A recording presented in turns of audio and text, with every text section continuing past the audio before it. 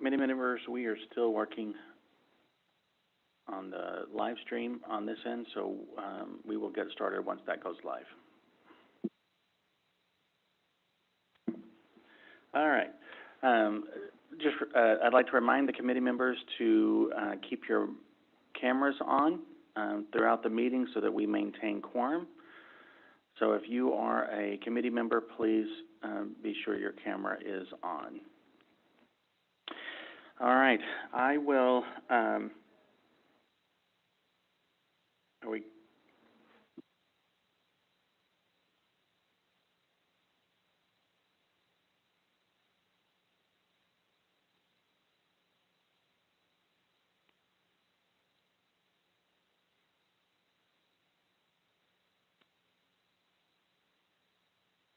Okay. All right, I will call the Friday, December 17th, 2021 LTAC meeting to order.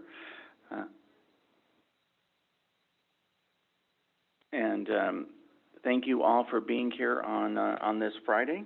I hope you had a great end of your semester and are ready for a holiday break. I do not believe, oh, wait a minute.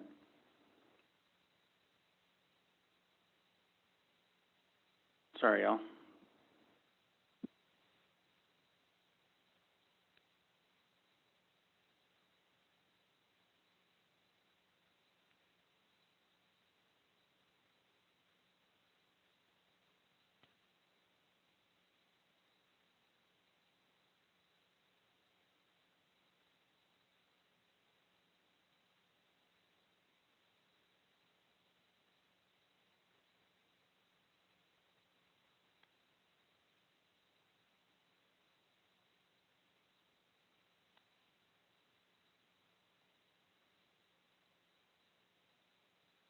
Committee members, we're still having an issue with the live stream. Just 1 second.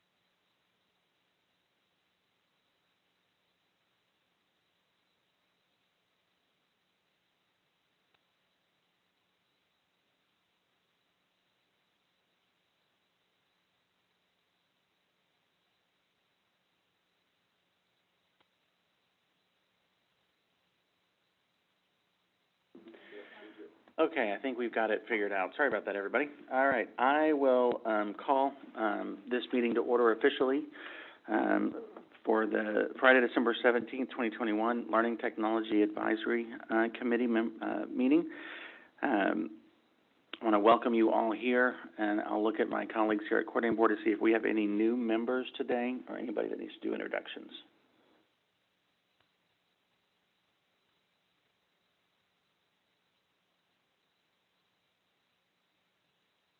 Okay.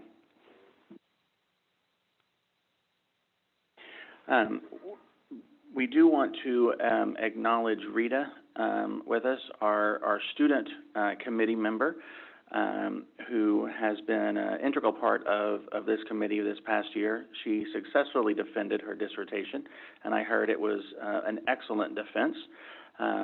So Rita, we congratulate you, and we thank you for all of your work this semester and this year with us. I'd invite you to, you'd like to say a couple of words here at the beginning. Sorry, I'm putting you on the spot. Yeah, thank you so much for that. Yeah, I actually just graduated last weekend, and yeah, I'm incredibly fortunate that with everything going on in the pandemic, I had an amazing faculty and advisor who supported my journey, especially with everything going on in the world. So I feel incredibly fortunate to be a success story of a first generation student, a veteran who basically funded my education through the GI Bill and the Hazelwood Act, having an opportunity to participate in a distance education program while working full time. So for all the students who are non-traditional students like me, I thank you from the bottom of my heart, because I'm the first student in my family who has a doctoral degree. So thank you. The work you do matters. Congratulations on behalf of everyone on this committee, and not only for your success, but also for being a success story for distance education and online doctoral education. We hope we see you again. We know we will, either as a colleague on this committee someday, or as we pass at professional conferences, and please feel free to reach out to any of us. I'm just going to talk on behalf of the committee. Reach out to any of us if we can ever do anything to assist you, Rita. And I hope you will continue to stay on for this call today, and join us as we continue meeting and work through this. So thank you again, and congratulations. I believe we have quorum, and we've done roll call kind of before we went live. So we will go ahead and move to item number 2, committee members, on our agenda, which is the consideration of the summary notes from our October 1st, 2021 meeting. Those were sent out to the committee previously, and they're also, I believe, on the Teams group that we have with the coordinating board. So I will ask if there are any comments, corrections, or updates that need to be made to the minutes.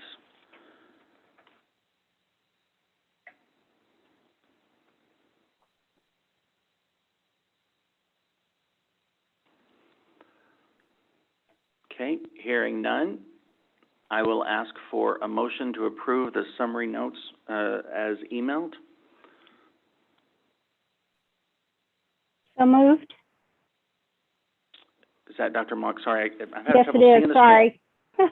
Okay. That's okay. Dr. Mock moves Yes, to I did. approve the summary notes as emailed. And do I have a second? I second. Lydia Tenna, El Paso. Okay. All those in favor, please signify by, what do we decide? I'm sorry, I'm trying to remember how we have to do this. Either audio or raising their hands. Please raise your hand, physically raise your hand to approve the minutes as emailed.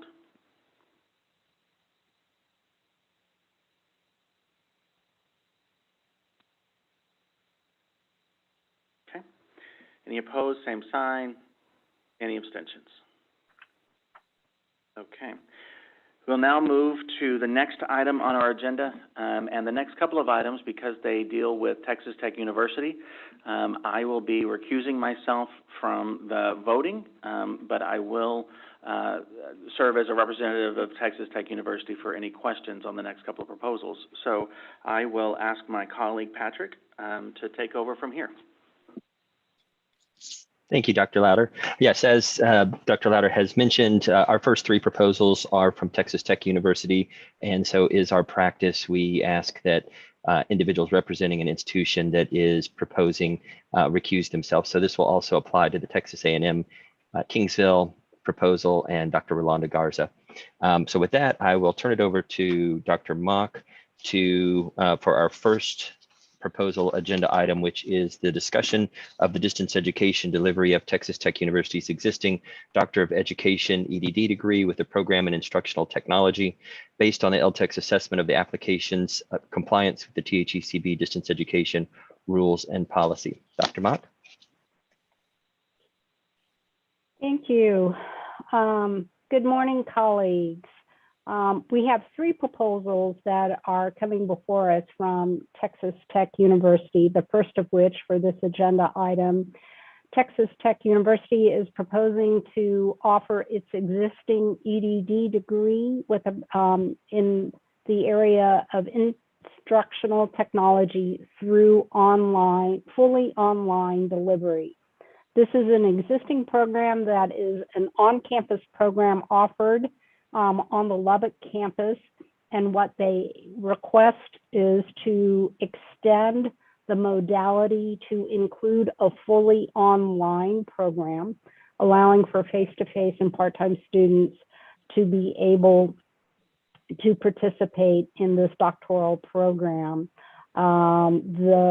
There are going to be on-campus requirements for this fully online program. We have Dr. Justin Louder, Dr. Brett Hendricks, and Dr. Fethi Inan, who are here from Texas Tech, who might want to offer brief comments about their proposal before we bring it to discussion. Dr. Louder, I'm not sure who wishes to go first, whether it is you, Dr. Hendricks, or Dr. Inan, to present a high-level overview of the proposal. So I was just going to very quickly say, I'm Dr. Brett Hendricks. I'm the Associate Dean for Academic Affairs in the College of Ed. And thank you for considering the program. We very much appreciate the consideration. And I was just going to tell you all that I think that Dr.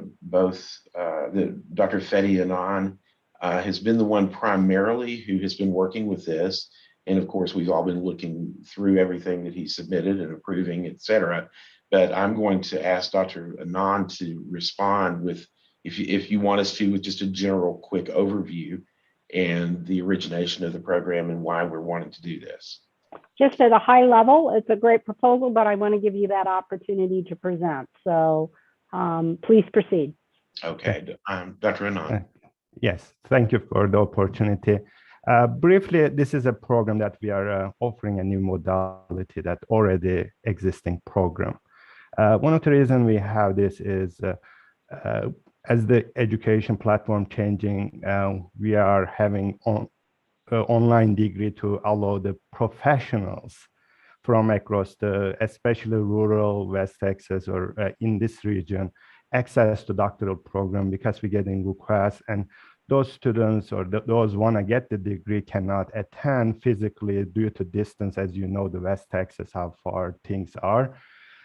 So this program gonna allow us to recruit professionals want to get a doctoral degree from all around the Texas region. I'm guessing nationwide, but our first initial, we want to reach out those rural areas in this region, Southwest area.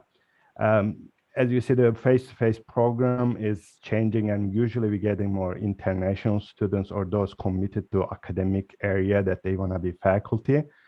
We are not getting much diversity in face-to-face classes, and we are offering this program to reach out those diverse population. It's a program that we're planning to have accept students about 15 every 2 years and carry over the 4 years program. So we plan out the coursework, advising, and the rest of the resources in a way that to allow them a successful completion. And that's our target, the successful on-time completion of those students. This is pretty much quick overview. If you have any question, I'm here to answer about the program. Thank you, Dr. Inan. Let me turn to the members of the doctoral proposal subcommittee to see if any of the members of the subcommittee had any questions or comments related to this proposal from Texas Tech.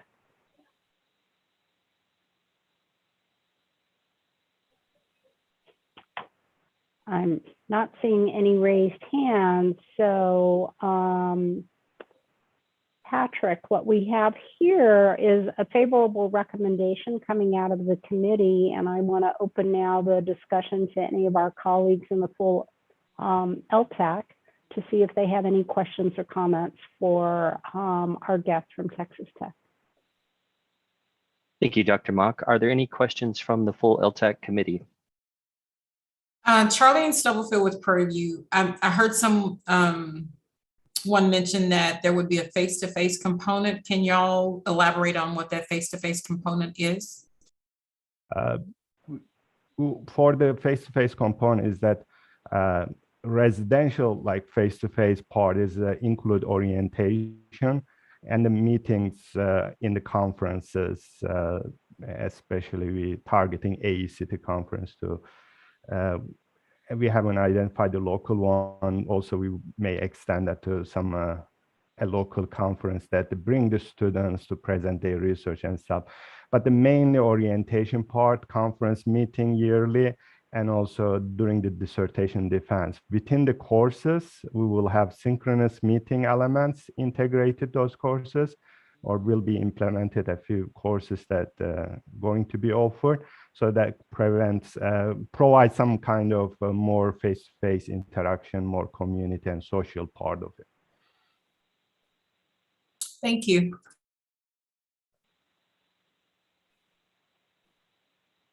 Other questions or comments from the committee?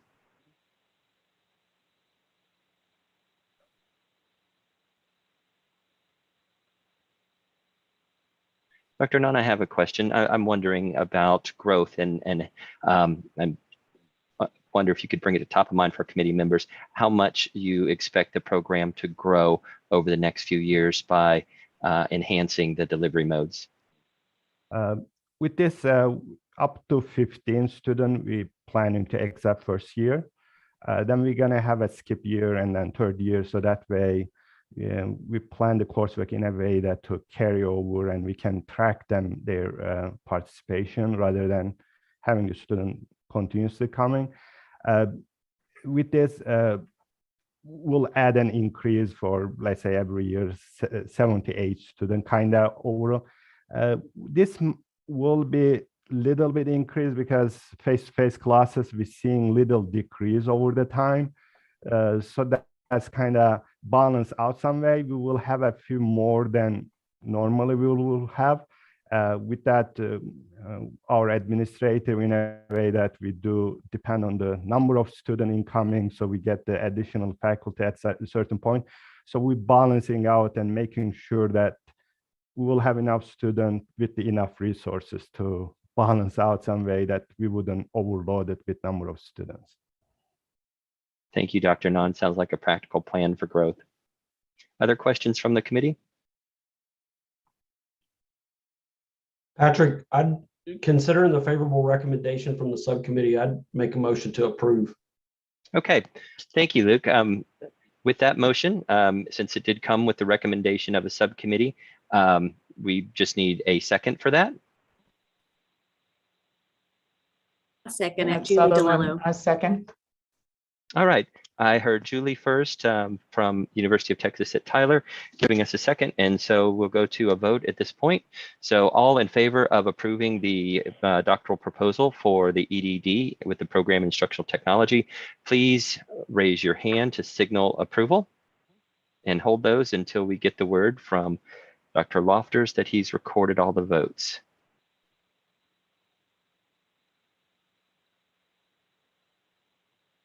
That's good. All right, thank you very much. Any opposed? Okay, I'm not seeing any. Any abstentions, noting that Dr. Louder has recused himself. All right, I see no abstentions. Very pleased to announce the recommendation of the LTAC committee for this doctoral proposal. This is an existing program, so I believe the next step would be staff level review. And then approval by the Assistant Commissioner of Academic Quality. But Dr. Lofters, please correct me if that is not correct. That is correct. It's the Assistant Commissioner of Academic and Health Affairs. It goes to staff level approval at this time. Thank you very much. All right, well, congratulations to our colleagues at Texas Tech. I think that some of you are on for the next program as well. Dr. Anand, I think you have done your piece this morning, but you're of course welcome to stay on and cheer for your colleagues for the subsequent proposals, but understand if you have other obligations. Again, congratulations on this step in the approval process. Thank you. All right, the next item on the agenda is discussion of the distance education delivery of Texas Tech University's existing Doctor of Philosophy PhD program with a program in educational psychology based on the LTAC's assessment of the application's compliance with the THECB distance education rules and policy. And Dr. Mock, back to you. Thank you. The proposal before us, Texas Tech University is proposing to offer its existing PhD with a program in educational psychology through hybrid blended online delivery. Their configuration of delivery is to appeal to both full-time and part-time students. 20% of the overall program will be face-to-face. 80% of the program will be offered online. Again, we have both Dr. Hendricks and Dr. Louder with us, and then we have Dr. Kamal Siwatu, who is here as well. So Dr. Hendricks, would you like to have the pleasure of doing the introduction of your colleague? Absolutely, thank you very much. And Dr. Kamal Siwatu is our department chair over the department where this program lies, but he also has rank in that program and was one of the people who really originated this. And so he is here as a representative of this program. And so Dr. Siwatu, you've been with this from the beginning. So if you don't mind giving us the bird's eye view, we would appreciate it. Good morning. Thank you for this opportunity to share with you this proposal.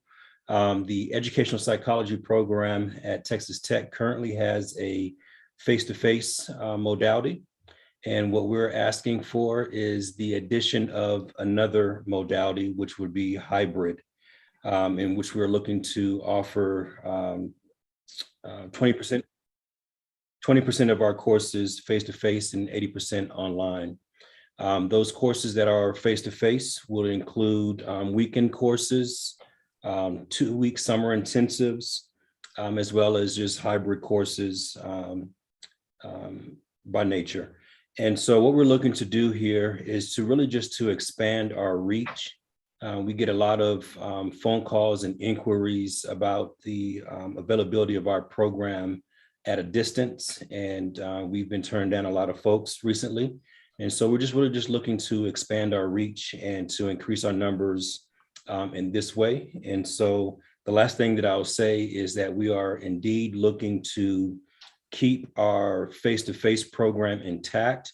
The face-to-face program really is geared towards individuals who want that traditional doctoral preparation doctoral preparation.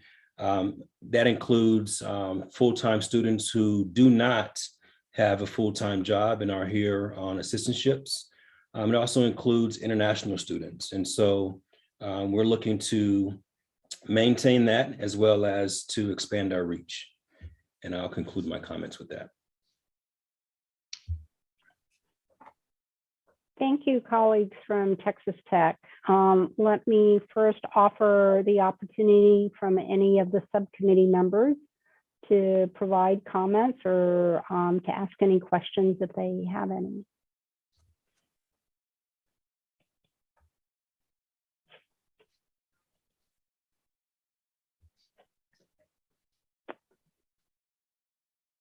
I'm not seeing any raised hands or desires here from the subcommittee members. So let me open it up to all of our LTAC colleagues on the full LTAC to offer any comments or raise any questions to our colleagues from Texas Tech.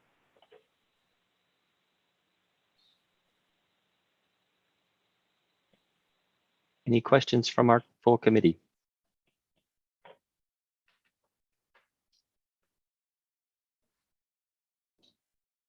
All right, hearing none, we will move on to the next agenda item, which is the consideration of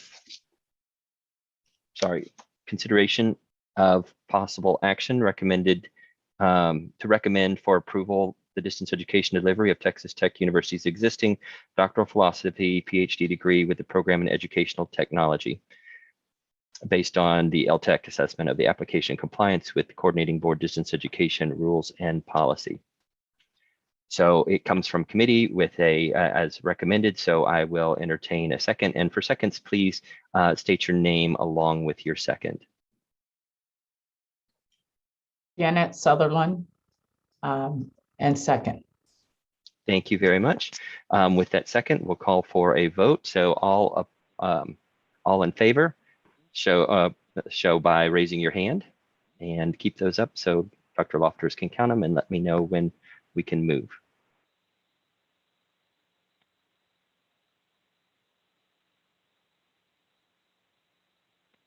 You're ready now, Dr. Lara. No, Patrick, sorry. That's all right, thank you. And any opposed, same sign. Okay, I see none. And any abstentions, noting that Dr. Louder has recused himself from this vote. Seeing none, the motion carries to recommend this doctoral proposal to the next step, which this is an existing program. So like the first proposal, it would go to staff level review and then to the assistant commissioner for final approval. So congratulations to our colleagues at Texas Tech for moving forward in this next step of approval, and best of luck as you develop that hybrid program. Again, you are welcome to stay on with us. I know Dr. Louder and Dr. Hendricks will be around for the next proposal. But Dr. Swatu, if you would like to sign off now, you are welcome to do so. Enjoy the rest of your day. And again, congratulations.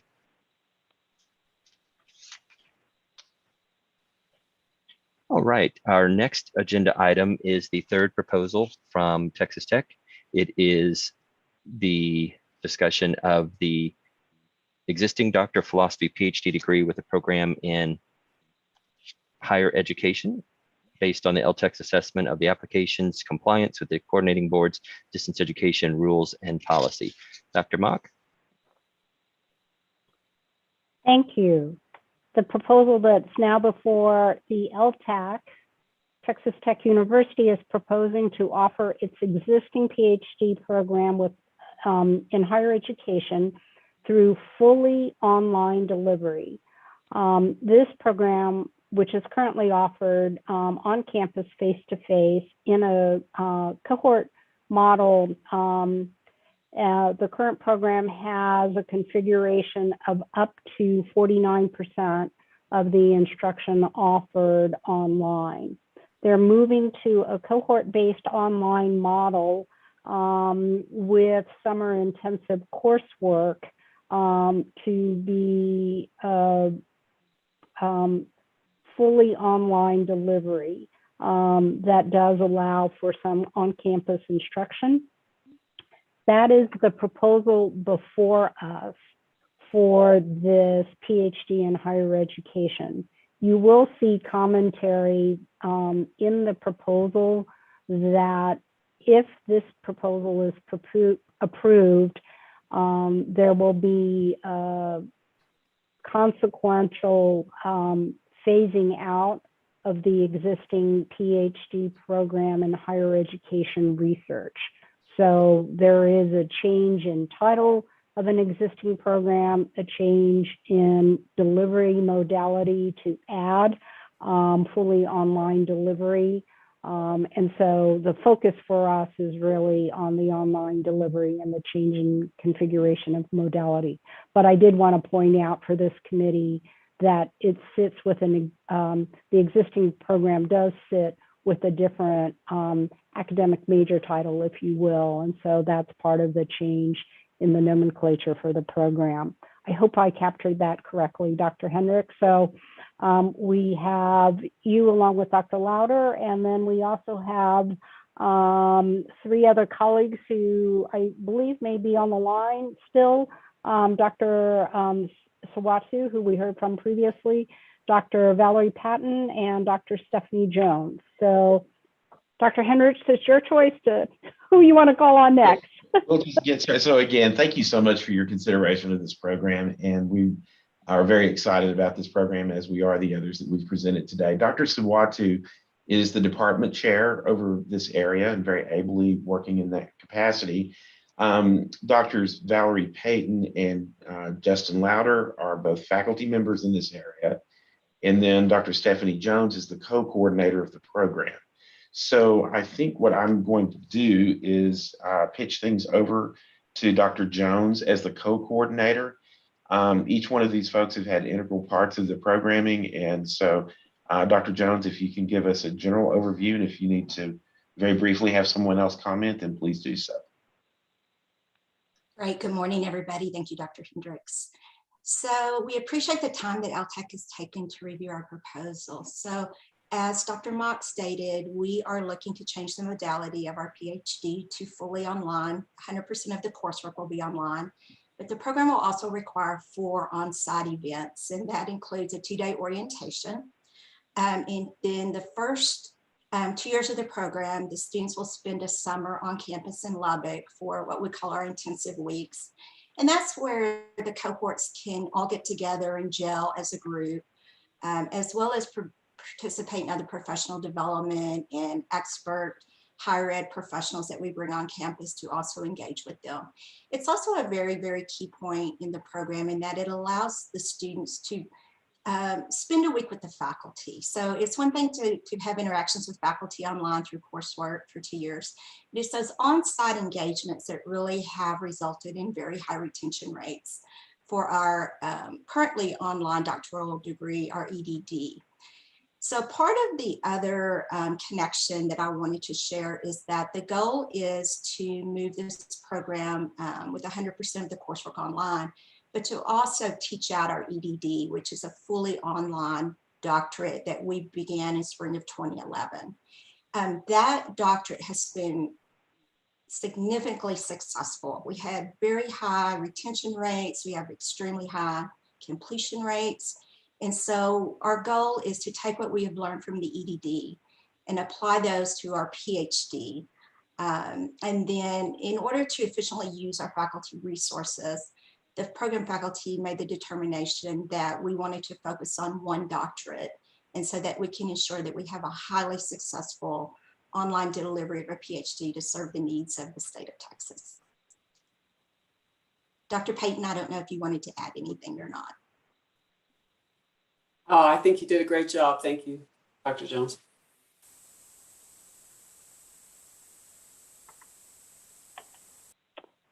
So thank you, Texas Tech colleagues, for that presentation. I want to first turn to my subcommittee members to see if they have any comments or questions.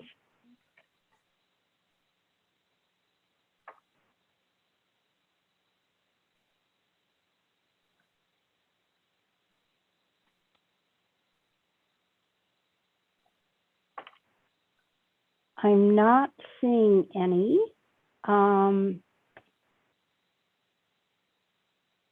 This, from the point of view of the subcommittee, this is coming favorably recommended to the full LTAC. And so I want to bring this to the full LTAC here.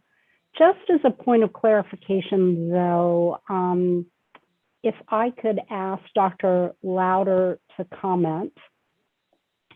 Again, from a content standpoint, the subcommittee favorably reviewed the proposal, but this is more of a technical question. We actually are changing the type of doctoral degree. So we have an existing EDD in higher education research, taking much of that coursework, but changing it and changing modality. I am presuming and just want to confirm, Dr. Louder, that because it exists, even though the degree type is different, we can consider this not as a new proposal, but a change to an existing degree program. Is that correct? Yes, that is what we're asking to do. We have the campus PhD and the online EDD. If you look at the proposal, you'll see that the faculty listed in this proposal are the faculty that also teach in the EDD program, are currently online, and then the face-to-face PhD program. So from an administrative standpoint, talking from the Office of the Provost, this really makes it a little bit easier in terms of student coding and student progression. One program to work with and monitor instead of two different ones. Speaking as a faculty member in the program, it's very successful. A number of individuals around the state and country have successfully completed the program. Feel that it is very rigorous, and just for the LTAC committee to know, Texas Tech has been doing online PhDs and EDDs for a number of years. We have a world-renowned online PhD in technical communication and rhetoric, a PhD in systems and engineering management, and then PhD in family consumer sciences education. So all of these PhD programs have been successful online. And in the EDD program discussed here in higher education has been, if not the largest, one of the largest online EDDs that Texas Tech offers, and then we're just transitioning it into a PhD. There will be no change for students, and I'd ask Dr. Jones to clarify. I believe students that are in the EDD could finish the EDD, and then the students could also have the choice of moving to the other one, but Dr. Jones can clarify that. Yes, thank you, Dr. Louder. So those students who are in the EDD who have not advanced to the qualifying exam process will have the opportunity to transition to the fully online PhD if it's approved. If they are currently in the qualifying exam or dissertation process, then they will remain in the EDD until completion. Thank you. Any other questions? And thank you, Dr. Louder, for the clarification. I have one. Go ahead.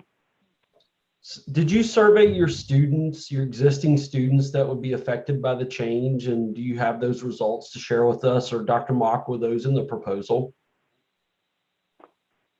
Those were not in the proposal that I'm recalling. I'm scanning through here right now in the proposal. Dr. Jones, please go ahead. Sure. We did not survey our existing students, but the word has definitely already gotten out to them. And they have already asked about transitioning to the PhD already. Our EDD students have. We have done surveys and we've done a market analysis to drive our decision. And that is the EDD. I have an EDD, so it's very special to me. But our market is really driving the PhD. That is the desired degree for colleges and universities. And so that is really what we're basing our transition on is, and we've learned some lessons through COVID as well, is that the market is driving the need for the PhD. The EDD tends to be a more accepted degree at the community college level, but in four-year colleges and universities, the PhD is the desired degree. And so we didn't survey our current students, but we've had enough conversations with them to know that the reason many of them are in the EDD is because they needed a degree online and they needed that doctorate in order to advance in their careers. And so we feel like we have sufficient research to show us that the PhD is going to be, that transition to the PhD is going to be highly, highly successful for us. Thank you, Dr. Jones. Absolutely. And had you made this change 20 years ago, I would have been one of your students. I was married with 2 children and had 2 jobs. And so I looked heavily at your PhD on ground, and on a very personal point, if I'm allowed that, Patrick, to say, I'm happy to see this. I do think there are others in community college and beyond that will be interested in the program. And so I'm on a very personal note, happy to see this happen for other future doctoral candidates to your program. I would just say anecdotally, Dr. Dowden, from the administrative side, my office has been contacted by graduates of the EDD program that have heard that this will be going into an online PhD, and they have asked if they can switch out their degrees We know that, as Dr. Jones said, this is trickled out to students both in the program and graduates in the program. So we very supportive of the department and the college's move to change this from a online or campus-based PhD and online EDD to a fully online PhD program. So Dr. Lauder, how do you respond to those graduates who want to swap out their EDD for a PhD? I give them Dr. Stephanie Jones's email address. Good call. Good call. Something else I'd like to respond to, Dr. Lauder, and I know we've talked about it before as you've shared what's made your doctoral program so successful online is the resource that you provide as an institution to support students through dissertation. So if you could just share a minute or so about that for the rest of the committee's sake, because it's something that I have been impressed by. Sure, and thank you very much. So Texas Tech has made a commitment to graduate education online and of course undergraduate education online. Commitment to where we have expanded our instructional design staff. We now have 15 full-time instructional designers. We have 3 full-time accessibility folks that work within with the online classes, and then a team of Blackboard support folks, both within the e-learning division and the Office of the Provost, within the Office of the CIO, and then we have a third-party support center for students as well. Students and faculty, third-party support center. The support center is 24/7, allowing students access to Blackboard support when they need it and when they have issues. As far as campus resources, we have rolled out campus-wide licenses of both Blackboard Collaborate and Microsoft Zoom, along with our unified communications system, which is Microsoft or Skype for Business and Microsoft Teams. All of those tools utilized by our doctoral programs, our distance doctoral programs, to support their doctoral students through the dissertation phase, in research, and just in general office hours. Speaking as a faculty member in this program, I will tell you that the faculty utilize the technology consistently throughout all of the classes, and that students are provided multiple opportunities to interact both online via Zoom or Collaborate, and then as Dr. Jones said, face-to-face in their summer intensives. Selfishly and a little biased, because you saw in a couple of these proposals, I teach in a couple of these programs, but the EDD in higher ed has really taken a really student-centric focus, much like, and I know the EDD and instructional design and the PhD and ed psych will as well, and they can learn from their colleagues in the higher ed program, taking a student-centric focus to make sure that students are successful through the dissertation phase in the online program. And very quickly, and I'll stop rambling here, but as you all know, the geographic location of Texas Tech and the Panhandle of Texas, part of the reason Tech has put such an emphasis on online graduate education and online education in general is because of the shifting demographics in the state, knowing that so much of our state is within the I-35 corridor, that we needed to provide opportunities for students who wanted a Texas Tech education, but were unable to come to Lubbock. And so that's why we have put so much emphasis and so many resources within the e-learning division. And then I'd also like to mention that, Dr. Anand is no longer on the call, but the instructional design program within the College of Education also runs a instructional design or e-learning center specific to College of Education. So in addition to the support provided by the central units within e-learning and the IT division, there is support provided within the College of Education and their instructional design program. I hope that answered your question, Patrick. And then some. Thank you, Dr. Lauder. Very impressive. Appreciate it. And I think we were at the point still where we were entertaining other questions from committee members. So are there any additional questions from the committee? The questions I had, Dr. Louder has already responded to in that response, so thank you. Great omnibus response. Okay, if there are no other questions, we'll move to the next agenda item, which is consideration and possible action to recommend for approval the distance education delivery of Texas Tech University's existing Doctor of Philosophy PhD degree with a program in higher education based on the LTAC's assessment of the application's compliance with the THECB distance education rules and policies. And again, as a reminder, Dr. Louder will be recusing himself from this vote. So at this point, I will ask for a vote to approve this proposal for recommendation. All in favor, please raise your hand. You need a second? Did we You get a are second? right. I did not get a second. Thank you. So before we proceed, this comes from subcommittee with a recommendation. So I need a second before we vote. So who Janet would like- Camps, second. Thank you, Janet. Appreciate it. We have a second, and now I'll call for the vote. Thank you, Dr. Mock. All in favor, please raise your hand and keep it up until Dr. Lofters tells us we can put them down.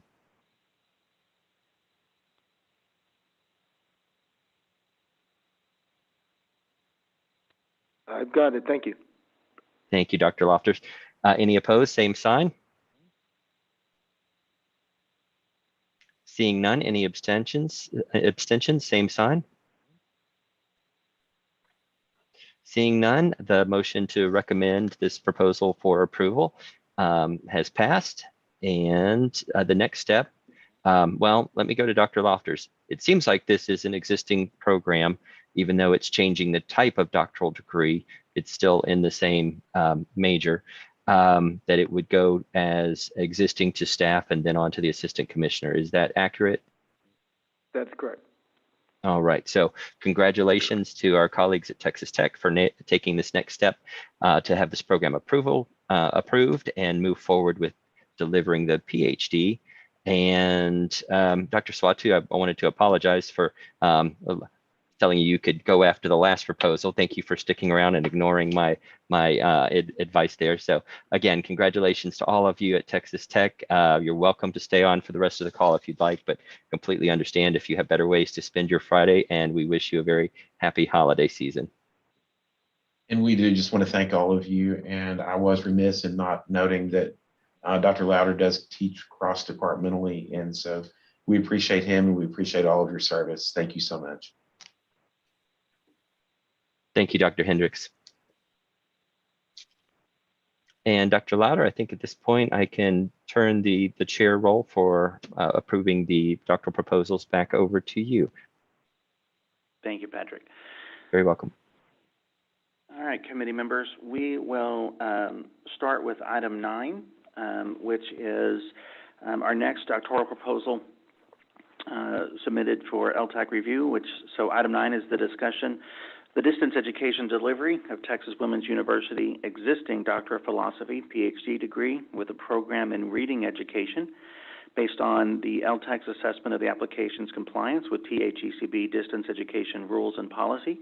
So I'll turn it to Dr. Mock as the chair of the doctoral proposal subcommittee to discuss this request. Thank you. Texas Women's University is proposing to offer its existing PhD with a program in reading education through a fully online delivery.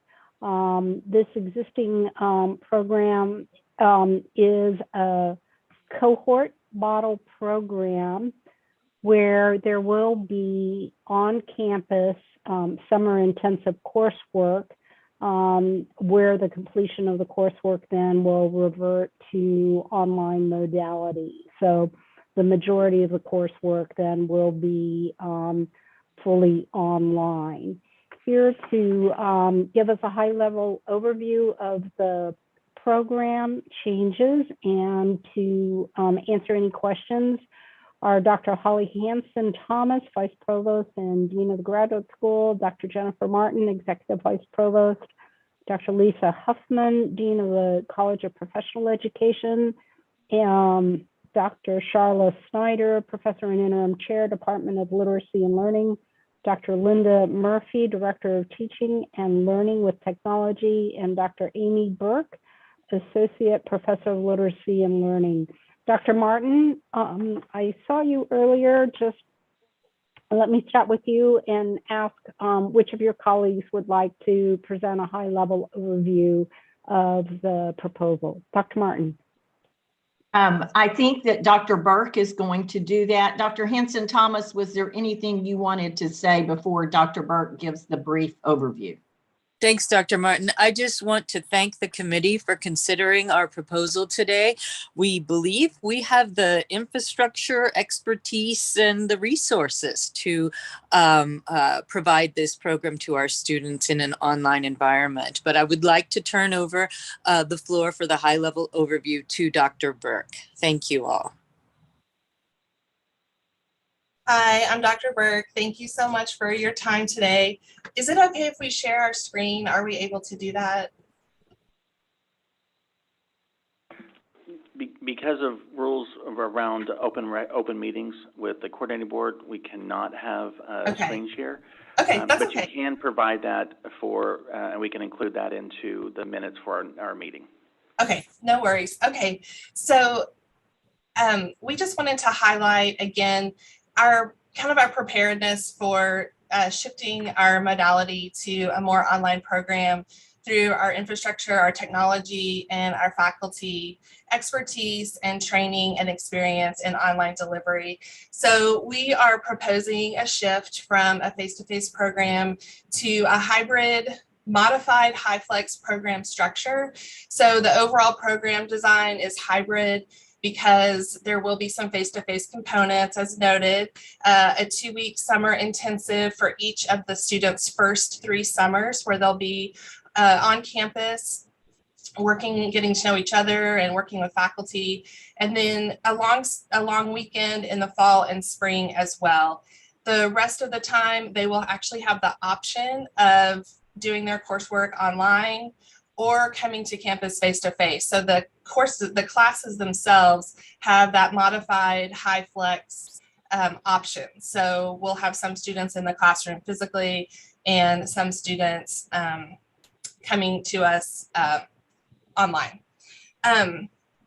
We have offered a hybrid master's program already for approximately 15 years. So our faculty are very experienced in the online delivery modality. And of course, as everyone, we have been teaching online during COVID-19 and have refined and improved during that time our online teaching. We also have all had a lot of training in using the available technology by our IT department. We have 3 dedicated spaces that have the technology necessary to successfully have a HyFlex class, including a 360 view camera. So students who are joining via their computer will not just see one face, but can see the whole classroom. We have microphones and we have a hub so that students who are in the classroom can also hook up their computers as well. So we have a department conference space that's a little bit smaller, a nice size for a doctoral program, and then 2 full classrooms that can seat up to 25 students that are all already ready to go with the technology that we need to deliver these classes. We've also hired a HyFlex technology assistant who, starting once this program is approved to shift online, will be actually physically present during the HyFlex classes. So that person can assist with any potential technology hiccups that may occur so the instructor can focus on the teaching and learning. We also have program supports. We've made some changes to support our distance learners that will actually apply to all learners though. For instance, our qualifying exam, we have shifted that to a take-home exam, whereas previously they came to campus and just wrote for several hours over a couple of days. And we're utilizing our institutional Google Drive to support that take-home exam. We also, students have the option to have any regular meetings with their advisor and research committee via Zoom or Google Meet, and also their dissertation proposal, dissertation research support, and their defense. Also, they have the option to complete online via Zoom. The university itself also has many supports in place for hybrid PhD learners, including extensive resources and databases through the library and access to librarians via chat, email, phone, interlibrary loan, etc., all done, as you'll know, through the internet. We also have a Center for Research Design and Analysis that provides research support for students in their research design. And they offer trainings that are online, and they also have some recordings of those trainings as well. So if students are unable to participate synchronously, they can access those recordings later. And then our IRB is also all online and has high support with that office through email and phone. So we just wanted to highlight some of the ways that we're prepared to make this shift to this modality for students, that this is a better fit for them and where they are in their life, so that more students can have access to our program and earning a PhD. Thank you.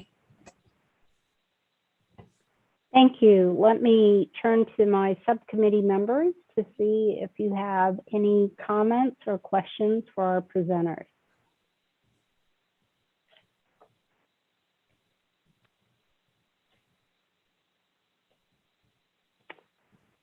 Not seeing any. The subcommittee is bringing this for favorable recommendation, but I want to offer Dr. Louder the opportunity for any members of the full LTAC to pose any questions or comments to our Texas Women Youth University's colleagues. Thank you, Dr. Mott. Open it up to the General LTAC Committee for any comments or questions. Charlene Stubblefield with Prairie View A&M University. You spoke about the HyFlex classrooms. Are they already built, or is it a proposal to build them in the future? They are already built and ready to go. So we've added technology over the last, I would say, 18 months. Mm-hmm. So yeah, they're fully ready to go, and they've actually been in use this last semester as well. Do you expect that you'll increase the number of classrooms? You said you had 1 conference room and 2 classrooms. Do you plan to increase that? At this time, we don't plan to increase it based on our expected enrollment. We think that these 3 spaces will suffice, but there are other classrooms currently on campus that are similarly outfitted. They're just not designated for our department, but we would also have access to those as well if we needed them. So the ones that you described are designated for your department only? Yes. Okay. Yes. Thank you. And Texas Women's has 61 of these classrooms outfitted for HyFlex learning. Hi, this is Sarah Lee from Collin College. I have a question. I think it's mostly about the terminology of how you guys are imagining these students in your proposal. On the page numbers, it's page 10 and 11, you have anticipated headcount. And in the table, it says new in-person students and new online students. So from what you described, I wasn't sure what you meant by new in-person students. So in this program, will they classify themselves as I want to be in person, I want to be online, or I want to be HyFlex? How will that work? At the beginning, when they're admitted to the program, they'll have the option to say, I want to take my courses through distance, and that those would be the students zooming in during classes, or I want to come in person. So that would be a designation they choose at the beginning of the program. But there would be flexibility though, week to week, like maybe someone designated themselves face-to-face, but one week they have, a child at home who's ill and they would like to Zoom in that evening. There's flexibility there, with the instructor. But yes, they would designate it at the beginning of the program. So this also impacts registration because we have a bracket for each type. For each course has a bracket for either distance or face-to-face. So that way we can account for the students. But the goal is to provide our students a more flexible way of accessing learning because of the nature of the Metroplex, and we're bound by traffic.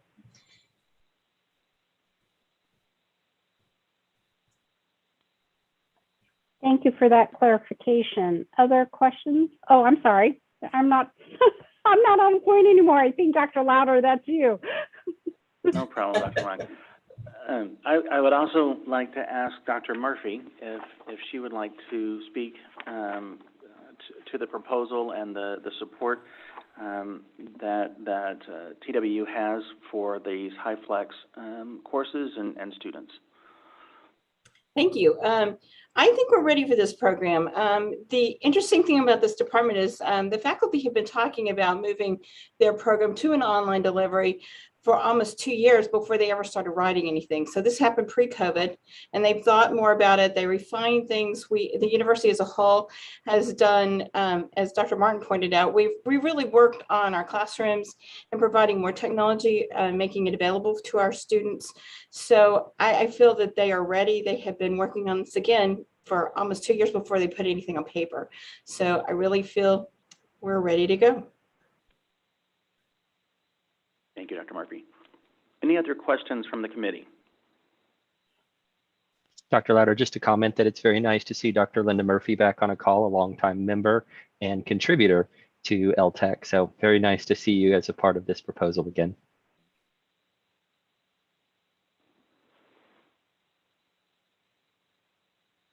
Okay, seeing no other questions, LTAC committee, because this is coming to us from the doctoral proposal subcommittee, we will go ahead and move to item 10 on the agenda, which is the consideration and possible action to recommend for approval of the distance education delivery Texas Women's University's existing Doctor of Philosophy, PhD degree with the program in reading education based on the LTAC's assessment of the application's compliance with THECB distance education rules and policy.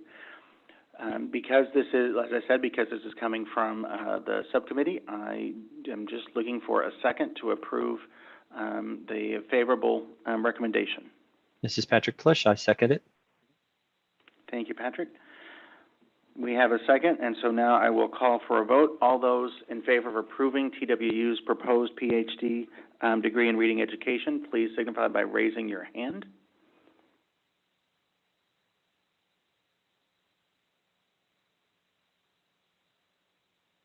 Thank you. Any opposed, same sign. Any abstentions?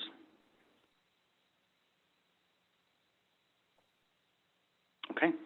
To our colleagues at TWU, we appreciate you taking the time today and joining us in LTAC. Because this is an existing program, this will now go to staff review and then up to the Assistant Commissioner for final review and approval. You are welcome to stay on the rest of the meeting, but you are also welcome to start your Friday, and we appreciate you taking your time with us here today. Linda, it was great to see you. Thank you. Thanks. Thank you. Committee members, we are going to go through all of the doctoral proposals, and then we will take a break before we get to the THECB updates. So we will move now to item number 11 on our agenda, and this is the discussion of distance education delivery of Texas A&M University's Kingsville's existing Doctor of Education EDD degree with the program in educational leadership, based on LTAC's assessment of the application's compliance with THECB distance education rules and policy.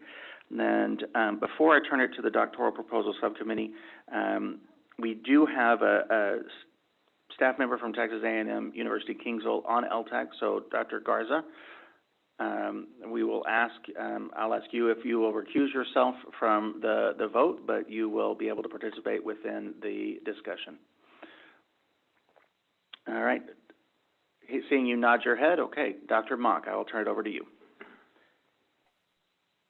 Thank you. Our proposal from Texas A&M University Kingsville is to offer its existing EDD degree with a program in educational leadership through 100% online delivery. The proposal is for implementation summer 2022. We have present from Texas A&M University Kingsville, Dr. Daniela Varela, Assistant Professor, Educational Leadership, Dr. Kelly Hall, Assistant Professor, Educational Leadership Doctoral Program Co-Coordinator, and Dr. Linda Chalu, Professor, Instructional Technology Coordinator. And so let me turn to Dr. Hall in your role as the Educational Leadership Doctoral Program Co-Coordinator to decide who gets to speak and present a high-level overview of the Kingsville proposal. So Dr. Hall, may I call on you?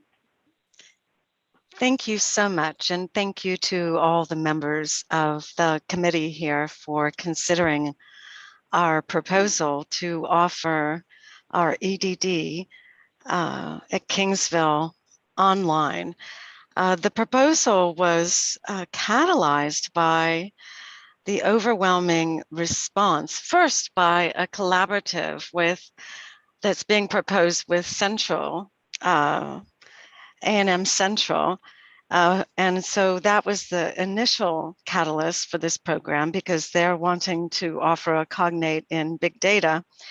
And so that was the first catalyst. And then COVID came and we had such an overwhelming response to an online program. And so here we are. And our distance, so this is it's a 60-hour program. It's for practitioners. We have students who pre-pandemic were driving 2 and 3 hours every other Wednesday to participate in our program. And it has a very good word of mouth reputation in terms of getting people in their career where they want to be. And so I'd rather you not, I was not anticipating talking, and so I'd rather not be on video. So thank you, host. Bad hair day every day during COVID, right? So, and during COVID, our distance ed folks ramped up. Thank you, Dr. Garza. And we've been teaching hybrid with 49% online for many moons at this point. And so all of our faculty are well equipped to deliver this online program. And so I could go on, but I'd rather just open the floor up for questions and then ask Dr. Varela or Dr. Chalu if they have anything to add. Sure, this is Dr. Chalu. I just wanted to say that we are in new times and we have utilized technology successfully, as Dr. Hall mentioned, and we would like to continue to offer our highly sought program in an online delivery modality to our educational professionals in the South Texas area and beyond. As she mentioned, the faculty in the program are highly trained in online delivery, as we currently all teach and have taught for many years all our cognate areas in an online 100% delivery mode. And of course, we are provided with continuous professional development support through our distance learning and instructional technology unit as with the head of Dr. Garza. He's provided with us some great professional development. So thank you so much. Dr. Varela? Thank you both. Again, thank you all for considering our proposal. This is, as we've stated, that an existing program that we're looking to shift to an online setting to provide that, that convenience, that reach to the educational practitioners that we see as pursuing this type of degree program. And so, like Dr. Hall mentioned, Dr. Chalu mentioned, we have extensive experience and training and resources to provide a high quality program in an online setting to those students and to our future students. We do anticipate that with the opportunity to move to an online format, we will see continued growth, as we can already, we can tell you that at this point, we're already recruiting our cohort for 2 years out because we have so much of that anticipation for a program like this. So that's where we are. We did a lot of work to get this program ready for this possibility. And we're excited to hear what discussion and questions you may have. Thank you. Let me give an opportunity for any of our subcommittee members to offer any comments or raise any questions.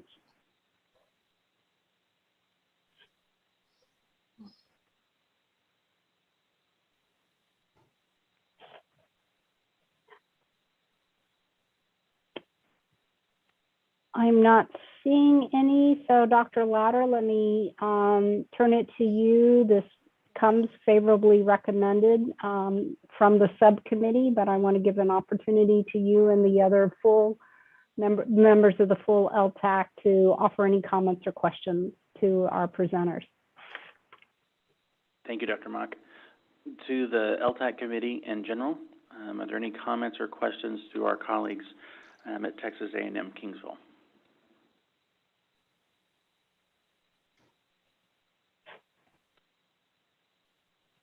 I had a quick question.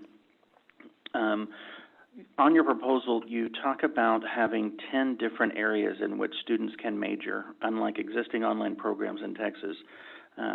Adult ed, bilingual ed, early education, higher ed, leadership, instructional technology, principalship, reading, special education, STEM, and superintendency. These are that's a lot of different kind of content areas within one program. Can you talk to me about the support, and then looking at your list of faculty, can you talk about the support for all of those different areas within this program? So I'll take that question. And indeed, we offer all of those. And those are our existing master's courses as well. And so we have faculty from other departments who support those programs.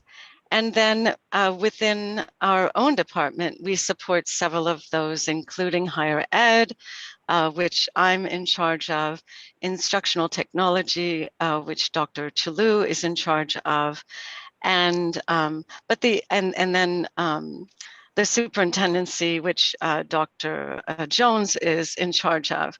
And otherwise, we combine and work with other departments who have full-time faculty members who are delivering these cognates as well. Does that answer your question? Yes, it does. Thank you. Uh-huh. Dr. Garza, I would like to also give you the opportunity to speak to the support provided from your office to this doctoral program, if you would like. Thank you. Thank you, Dr. Louder. Yeah, I know many of these colleagues for many years, and they're right next door in Road Hall, so next door to the Jernigan Library. Now, many of these colleagues I know them for many years. The College of Education and Human Performance was one of our first colleges to sought out distance education back in the early 2000s. They were actually the first ones that housed a Blackboard server before there was a distance learning unit on campus. But you know, many of these colleagues, as he mentioned, have worked with across campus. We've trained them all, and we also look at quality assurance in these online courses. And as I can't remember who mentioned South Texas, but we're more than just South Texas. We're South Texas Plus, and we help a lot of our campuses and many of our regions, cities around, as word of mouth from the Valley up to San Antonio. And many of these students, they do travel 3 hours just to get here. So moving forward in this proposal to move it into an online program, again, the foundation started many years ago when there was just a concept of probably no video conferencing, but now it's all, you know, with the impact of everything through COVID and the impact of growth in distance education, this program will continue to succeed. And as they mentioned, there's many different content areas from bilingual education to instructional technology, even to the superintendency. I've actually worked with many of the superintendents in this region that have actually continued their education from Kingsville and now progressing in their school district. So it's great to see that, you know, the College of Education and Human Performance is moving forward, but the support behind the scenes is always here for them and for the students and the staff of our campus. we're moving Javelina Nation forward, and it's the support of these faculty here and these coordinators that have seen the vision and moving forward, and they're here to help move forward the students. So thank you again.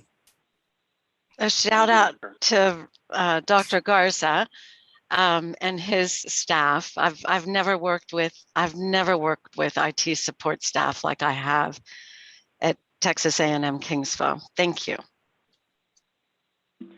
Thank you. My one final question here before we get back to the agenda is, you talk about Texas A&M University Kingsville as a Quality Matters institution. I didn't know, does this mean that all of the courses within this program are certified by Quality Matters, or do you just utilize that as part of your faculty development? Great question, Dr. Louder. Yes, that has been utilized since 2013 when I developed our professional development training and distance education.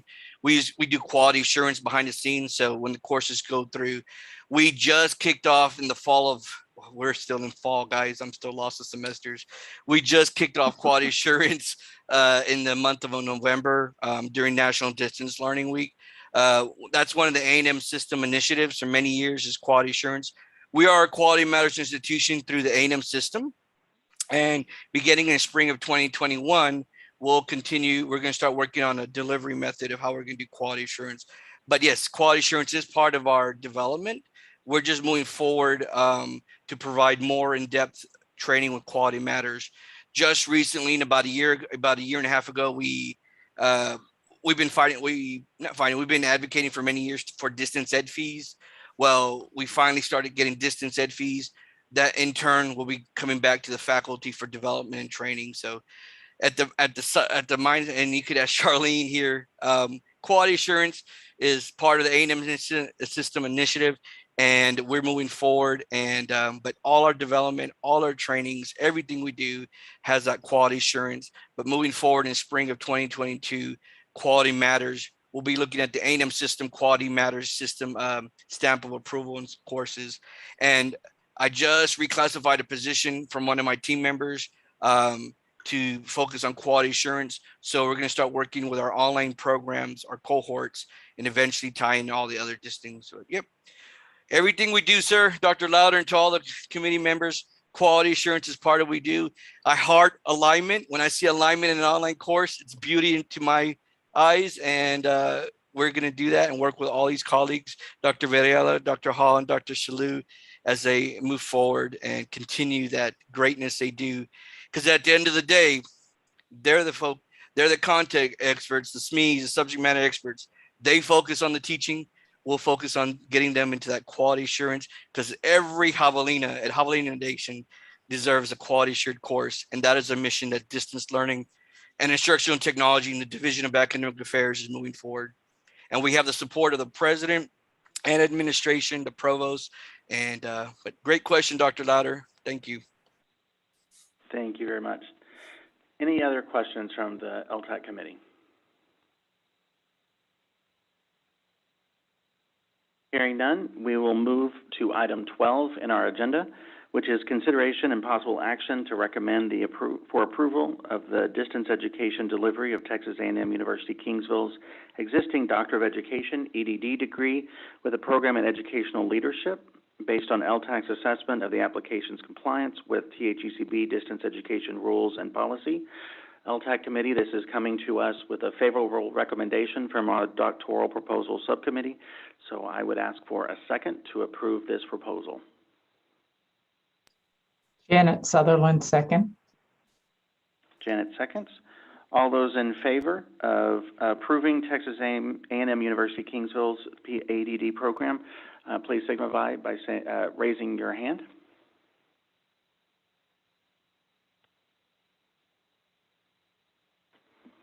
Any opposed, same sign. Any abstentions? And we will mark that Dr. Garza is recusing himself from this vote. To our colleagues at Texas A&M University Kingsville, congratulations on the successful approval of your EDD program in educational leadership. We wish you the best. This will now move to staff review because it is an existing program, and then to the assistant commissioner. You're welcome to stay for the rest of the meeting, and if you do have to get off, we wish you a very happy holiday season. Thank you so much, and Merry Christmas to you all. Thank you all. Thank you. Committee members, it is now 11:20. We've been meeting for a little over an hour, and I would like to propose that we take a 10-minute stretch break. And so we will come back at, let's say, 11:30, 11:32, I guess that would be 10 minutes from now, to our next item in the agenda, which will be item 13. So we stand adjourned for the next 10 minutes.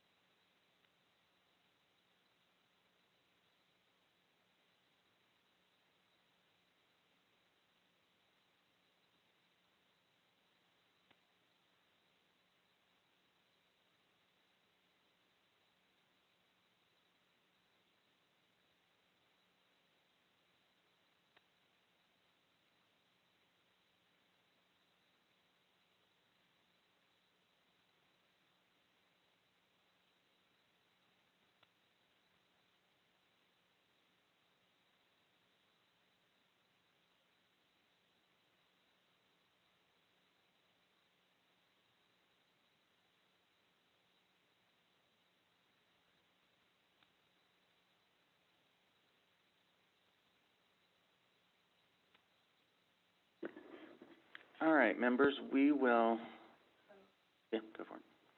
We will start coming back. So members, if you would remember to turn your cameras on so we get back to quorum.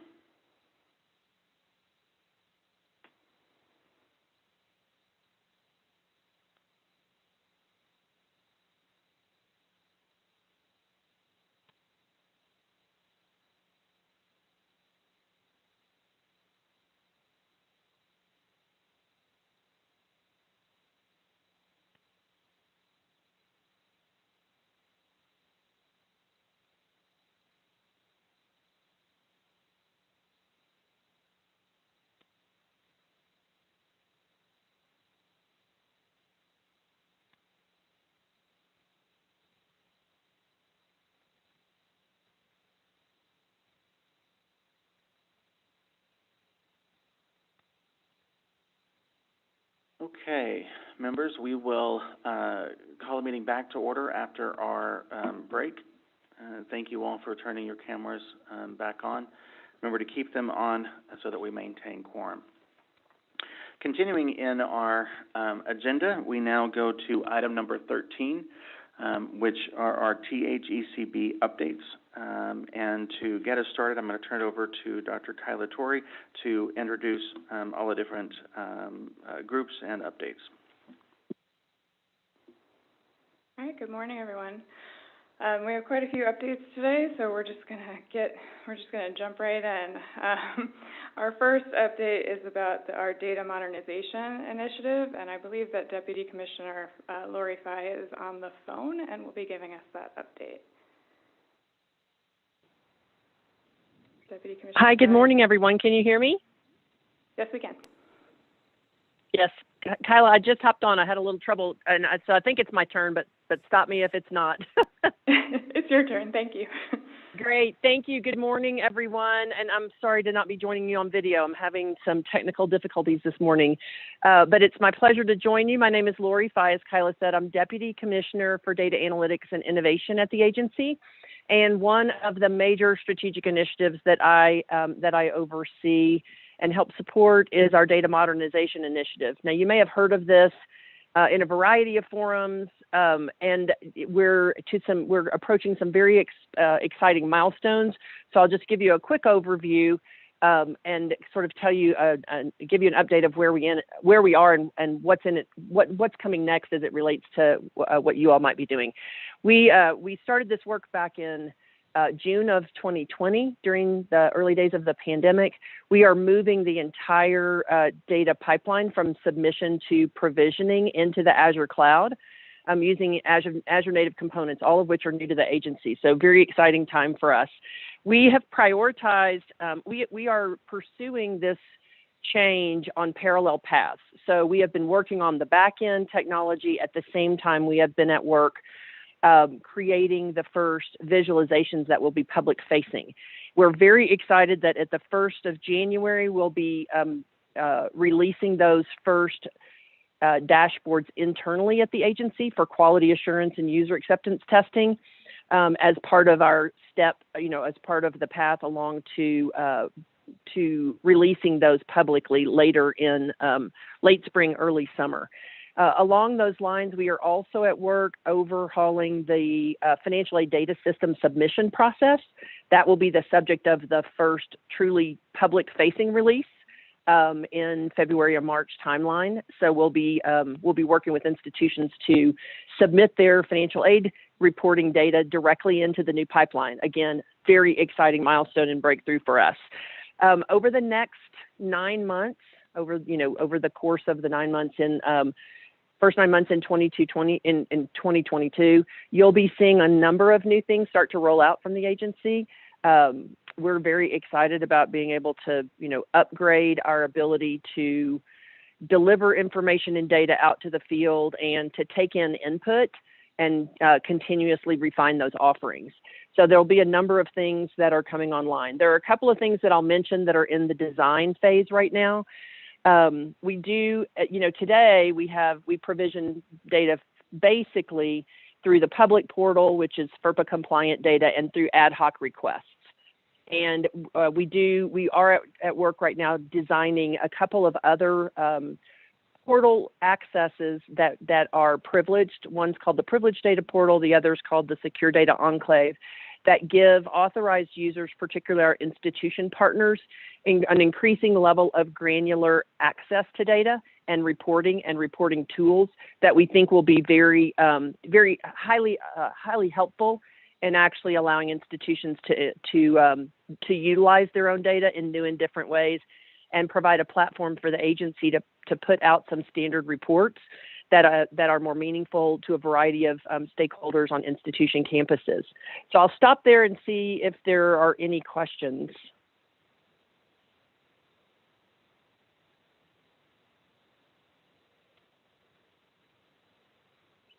Can y'all still hear me? We can. It doesn't seem there are any questions. Give Great. anyone 1 second. All right. Well, thank you so much, Deputy Commissioner. We appreciate you coming on. You bet. You're welcome to, of course, join us for the rest of the meeting, but we understand if you have other things to do on this Friday. Yes, I got to get back to a solicitation. So thanks very much and happy holidays. Thanks for serving with us in this capacity, and wish you all happy and healthy holidays and a good start to the new year. Thank you. Bye-bye now. All right, so next up on our list is a legislative update, and in a slight change from usual, I will be giving the legislative update this time. We tracked a few bills related to digital learning during the session, or sessions, I should say, but there was only one that passed and was signed into law by the governor, so that's the one I'm going to talk about. House Bill 1027 is the one, and it requires that Texas public colleges and universities disclose the institution's course schedule, the fee amount, student data terms of use, and any opt-out procedure for course materials that will be automatically billed, along with associated charges. It also requires that institutions itemize automatically billed course materials in the fees charged to student accounts. That's about all. This will go into effect starting fall 2022, or rather, institutions will be expected to be in compliance starting in fall 2022, I should say. That's a different thing. And it applies to public universities. There are a few provisions for private universities that are similar, but they don't have all of the stipulations that apply to public universities. Any questions about that? This is Joyce Langenegger. I'm assuming when you say public universities, you also mean public community colleges, correct? I do, sorry. Public colleges and universities, yes. Thought maybe we were exempt. Sorry, no. Yeah, colleges and universities. And Kyla, this is in addition to the bill, I guess it was one session ago, that requires universities to show the courses that utilize OER. So this kind of goes a little bit further. Correct? Right. So SB 810 in 2017, I guess, required OER, marking courses that use OER. This bill sort of reiterates that, and then also requires that anything that's marked low cost or something like that has definitions and is also marked. Thank you. Other questions? All right, moving right Yes. Dr. Torrey? No. Oh, sorry, go ahead. Sorry, it's Jacqueline Mock. So Dr. Torrey, in years past, the coordinating board had actually put out a comprehensive legislative update. You're providing this one, and I know this is a question that is broader than just to digital learning, but can we expect an overall summary from the coordinating board standpoint on a legislative update? Thank you. Yes, so I believe that there was a summary released, but let me get my hands on that and I will send it to you all, assuming it is ready for the public. But I believe that it already has been released, so yes. Thank you.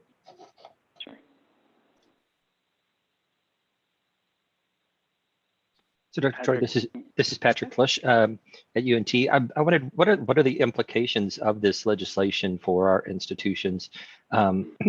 Expenses associated with accomplishing compliance and/or penalties for not complying. Okay, so compliance is expected by fall 2022. There's no requirement for data reporting to the coordinating board, so there's nothing that we're collecting to prove compliance. It's much like the SB 810 OER course marking bill in that sense. So it is, of course, in statute and compliance is expected, but we're not collecting data on that. So it seems like there's maybe no enforcement planned? Not from the coordinating board, except for perhaps a strongly worded email at some point. No, it's not something that we're collecting, that we're going to collect information on. We were not given any rulemaking authority or anything in the bill, so we, of course, will be here as resources if, you know, and hopefully bring institutions together to talk about how to do this, but we're more of a resource than an authoritative body in this case. Okay, thank you. Mm-hmm.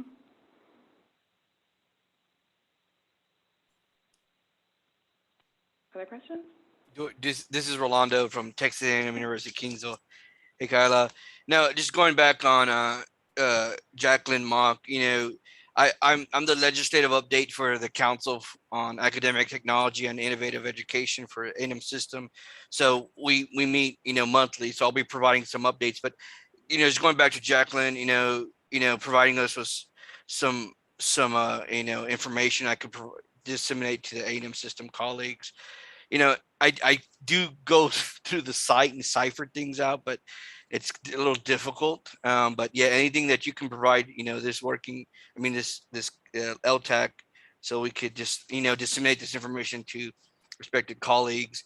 I'm going back to what you said, Bill 2027, the course schedules, fees, amounts, and itemized for students. Again, I'm envisioning this will be, will affect all institutions that do have like distance ed fees or structures in place. But again, this is beyond, you know, digital learning. It's going to encompass other entities on institutions. But thank you for bringing that to our attention, and anything you could send us our way, just here's a link and we could disseminate that information, but we appreciate it.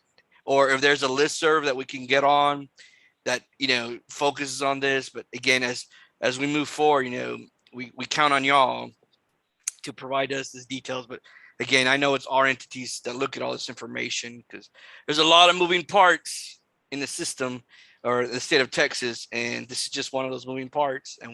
But appreciate it. Thank you. Yeah, I would note for the committee that on the THECB's website, under legislative media resources, there's a link that says higher education policy and appropriations, and under that there is a summary of the 87th legislature. I'm not sure if that is for the entire, if that was just for the regular session or if that was for the special sessions as well, but there is a document under 87th legislature, a summary of higher education legislation. It was posted July 23rd, 2021. And so what we could ask coordinating board staff is if there will be any updates based on special sessions, or if that is the full document that is provided. Absolutely, and we can either send out that link to you via email or post the document in Teams or both, depending on how it's available.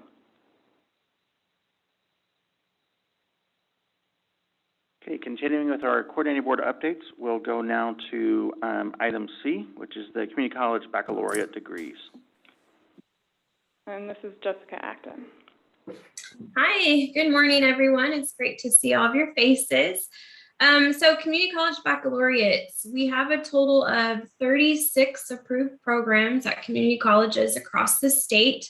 Community colleges are capped at 5 applied baccalaureates, excuse me. South Texas College is the only district so far to reach that cap. Everyone else still has a few more to go. The coordinating board is currently reviewing 3 proposals. One is from Austin Community College for a BAT in Manufacturing Engineering Technology. If approved, it would be the 3rd program at Austin Community College. Lone Star College has proposed a BAS in Emergency Management. If approved, it would be the 4th baccalaureate at that college. And Navarro College has proposed an RN to BSN completion program. The new costs for that program are over $2 million, so it would require full coordinating board approval. It would be the first community college baccalaureate to go before the board for approval.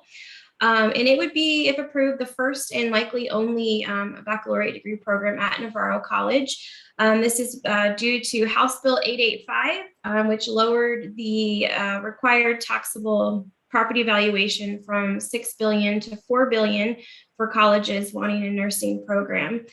So all other applied baccalaureate degree programs do require colleges to meet that $6 billion threshold, which Navarro currently does not. And that's really all I have for the community colleges. If there's any questions, just let me know. Jessica, out of these 3, are any of them fully online, or are they all campus-based or hybrid, or do you know?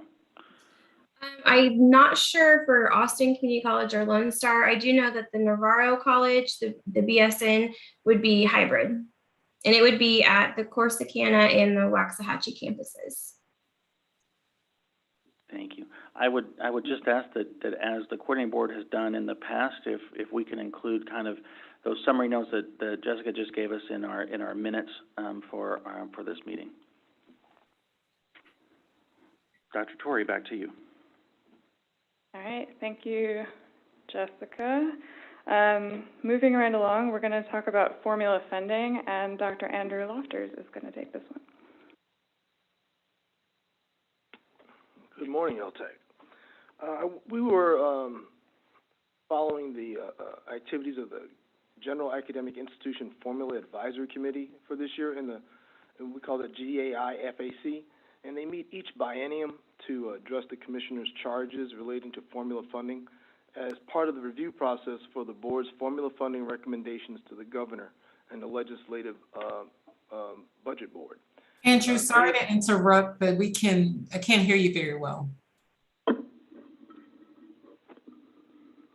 this sound any better? Yes. Much better? Okay, I'm sorry about that. So we've been following the activities of the General Academic Institution Formula Advisory Committee, or we call it the GAI-FAC, and they meet each biennium to address the commissioner's charges relating to formula funding as part of a review process for the board's formula funding recommendations to the governor and the legislative budget board. And they do this each biennium, and they started their meetings this year in August, and they've had several meetings leading up to their last meeting on December 7th, where they had a vote. And there was one particular charge that we were interested in, and it was charge 2, in which let me read it for you. The charge states that they should study and make recommendations on the inputs to the operations, support, and space support formula, including but not limited to items such as a review of the weights in the expenditure study, tuition estimate methodologies, and online adjustments to the space model. And so that's what we were interested in, is this online adjustments to the space model. This has not been something that's new. They had this before, the same discussion, when they made recommendations for the previous biennium, 22-23, that they provided to the commissioner and to the governor and legislative budget board. And that time, they recommended that there's no change in the space formula adjustment because of online courses. And what it is, and as I was following this recommendation cycle, there was a reasonable perception that they thought that online instruction might have cost less and it didn't require as much space utilization because it's an online delivered program. And they provided us an update of what the type of discussions they were having through these meetings, and I can give you let me give you a high-level summary. So basically, after they were reviewing, online instruction, they realized that even though there's not in a brick and mortar building all the time, these online delivered courses, there's other requirements of space that are needed for these delivery of online courses. And so they also believe that since these online courses were meeting a certain need, there should be an incentive in order to reach these students, in order to increase the number of students enrolled in higher ed. So after the discussions, they noticed that they came with the recommendation that they should not change anything with the space formula for formula funding for this biennium. They thought that, even though there's a perception that it costs less, they've had other studies which they point to one, and I think we gave you a link prior to this meeting to one of the reports that they used to discuss the cost of distance education and formula funding as far as space allocation. So they were not recommending that there any change in the formula funding due to space for online delivered courses. However, they said this does not prohibit them from forming another committee in the future to, revisit this issue. So currently, right now, everything's just going to stay exactly it is as the same. There's not going to be any changes due to any online delivery. Hopefully, I didn't confuse you as a high-level update.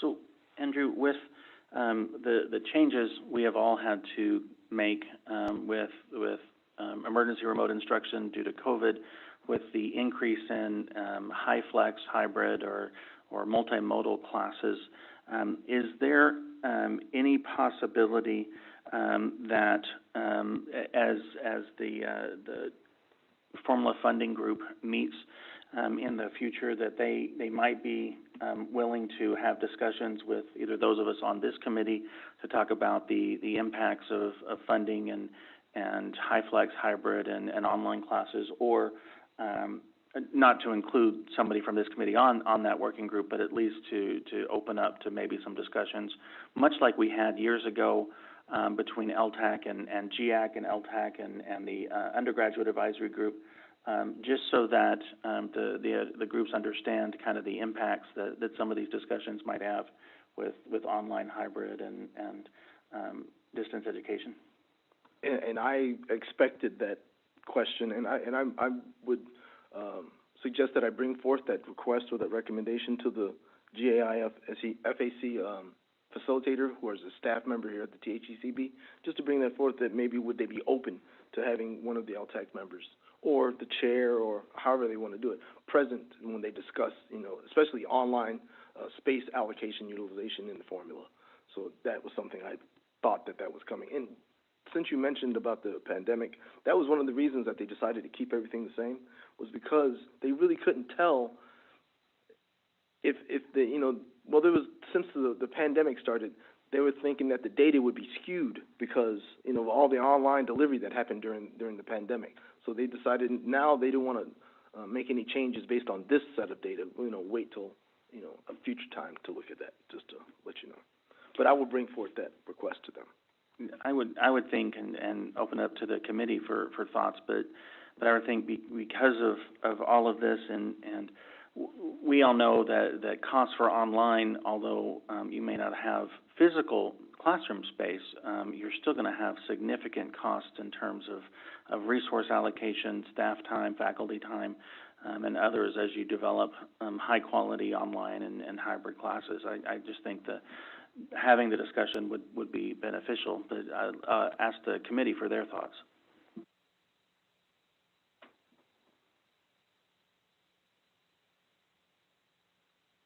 So we have a bunch of us with raised hands, so I don't know. This is Jacqueline.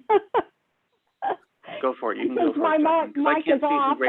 Let me go first, but I know Luke wants to say something and Janet wants to say something, and I'll check on others. So the comment that I really appreciate, Justin, is representation, and it's not clear to me, is there are the direct costs that you have already addressed that have to do with infrastructure support, additional platforms, whatever it would be. The other concern that all of us have in this space is the indirect cost. What does it take to manage from an IT security standpoint as we move increasingly into a digital space? So I'm thrilled that they didn't change the formula and they're leaving it as it is. But I would also, because we live in this space, for those of us who are just day to day in it, the risk of IT security is huge, right? AWS being offline in the middle of just, the annoyance factor for any of that last week that everyone went through was enormous. And how you deal with the interface. So thank you. That's my comment. Luke, only since I saw your hand, I'm going to lower my hand and turn to you. So, Justin, I would just second a request you made earlier about having these in writing. I think it's important because I'm trying to take notes and I know I'm missing some gaps. So that's one of my comment. My question to Dr. Lofters, I just want to understand the timeline. GAIFAC's meeting now, where the consensus seems to be is to not have an effect on the formula for space based on online delivery. But did you say that August 22 they would actually convene and then there would be a vote in December, or were you saying this August they convened and there's already been a vote? I just wasn't clear on the timeline. Oh, sure. Thank you for your question. And I would also lead all the LTAC members. There is a link on the coordinating board's main webpage. If you go to the top bar and over to the right, there's one that says About Us, and on there there's one of the pull-down options is advisory committees. And in there, one of those links will say Formula Advisory Committees, and you can see the timeline. It'll show when they started. It'll have two links, one for the recommendations for the biennium of 24, 25, I believe. Let me make sure if I have that correct. It has the link for the recommendations. Here we go. Dr. Lofters, it appears it has the meetings for 2024-25 biennium and also the 22-23 biennium. Correct, 22, 23, and 24, 25. And if you click in the 24, 25 biennium, it'll give you the schedule. The first meeting started in August, and they had a meeting also in September, October, and then they had their final voting meeting in December, which was December 7th. That's when they made their final vote on the recommendations. And that gives you, in each one of those links, it tells you, it has a video, and you can actually watch the meeting and see what their discussions were. The actual discussions for this particular charge, for number 2 with online, happened in September. Each meeting they went through another charge, because there's 5 actual charges that they have to make recommendations to the commissioner. But that gives you the timeline. Did that answer your question? Thank you, sir. You're quite welcome. I believe there's a third question, but I couldn't see the hand. Dr. Mock, I'll ask you to help me here.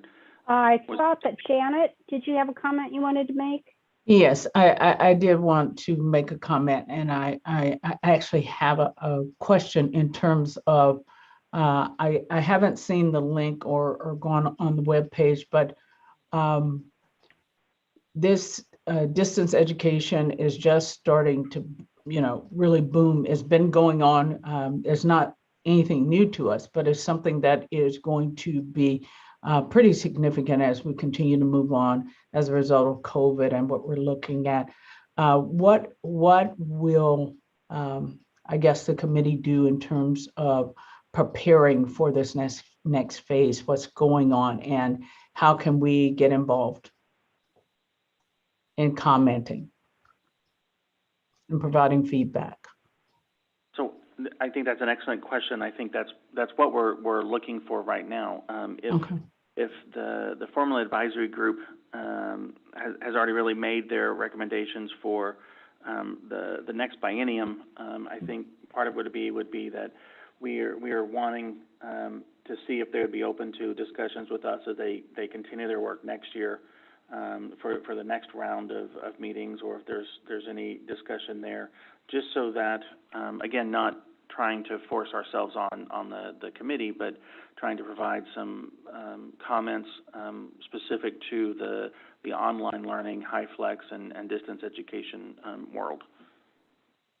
And just to let you know about the next time that this, based on their previous schedules, the next time that these meetings would come up would be in 2023, prior to the next legislative session. So we would have roughly a year to Okay. visit with them to see if they would be willing to visit with us and include us there. Correct. You have this year time that we can bring this up Okay. to them. Thank you. Justin, Okay. we have Charlene who has a comment as well. Right. My comment or question was about if you could read minds. Andrew, was the thought of reducing the funding because online is less taxing or whatever, or was the thought increasing it? Because I don't get the impression, it almost seems like the thought was maybe reducing it. I just want to read the minds of those and give us your opinion.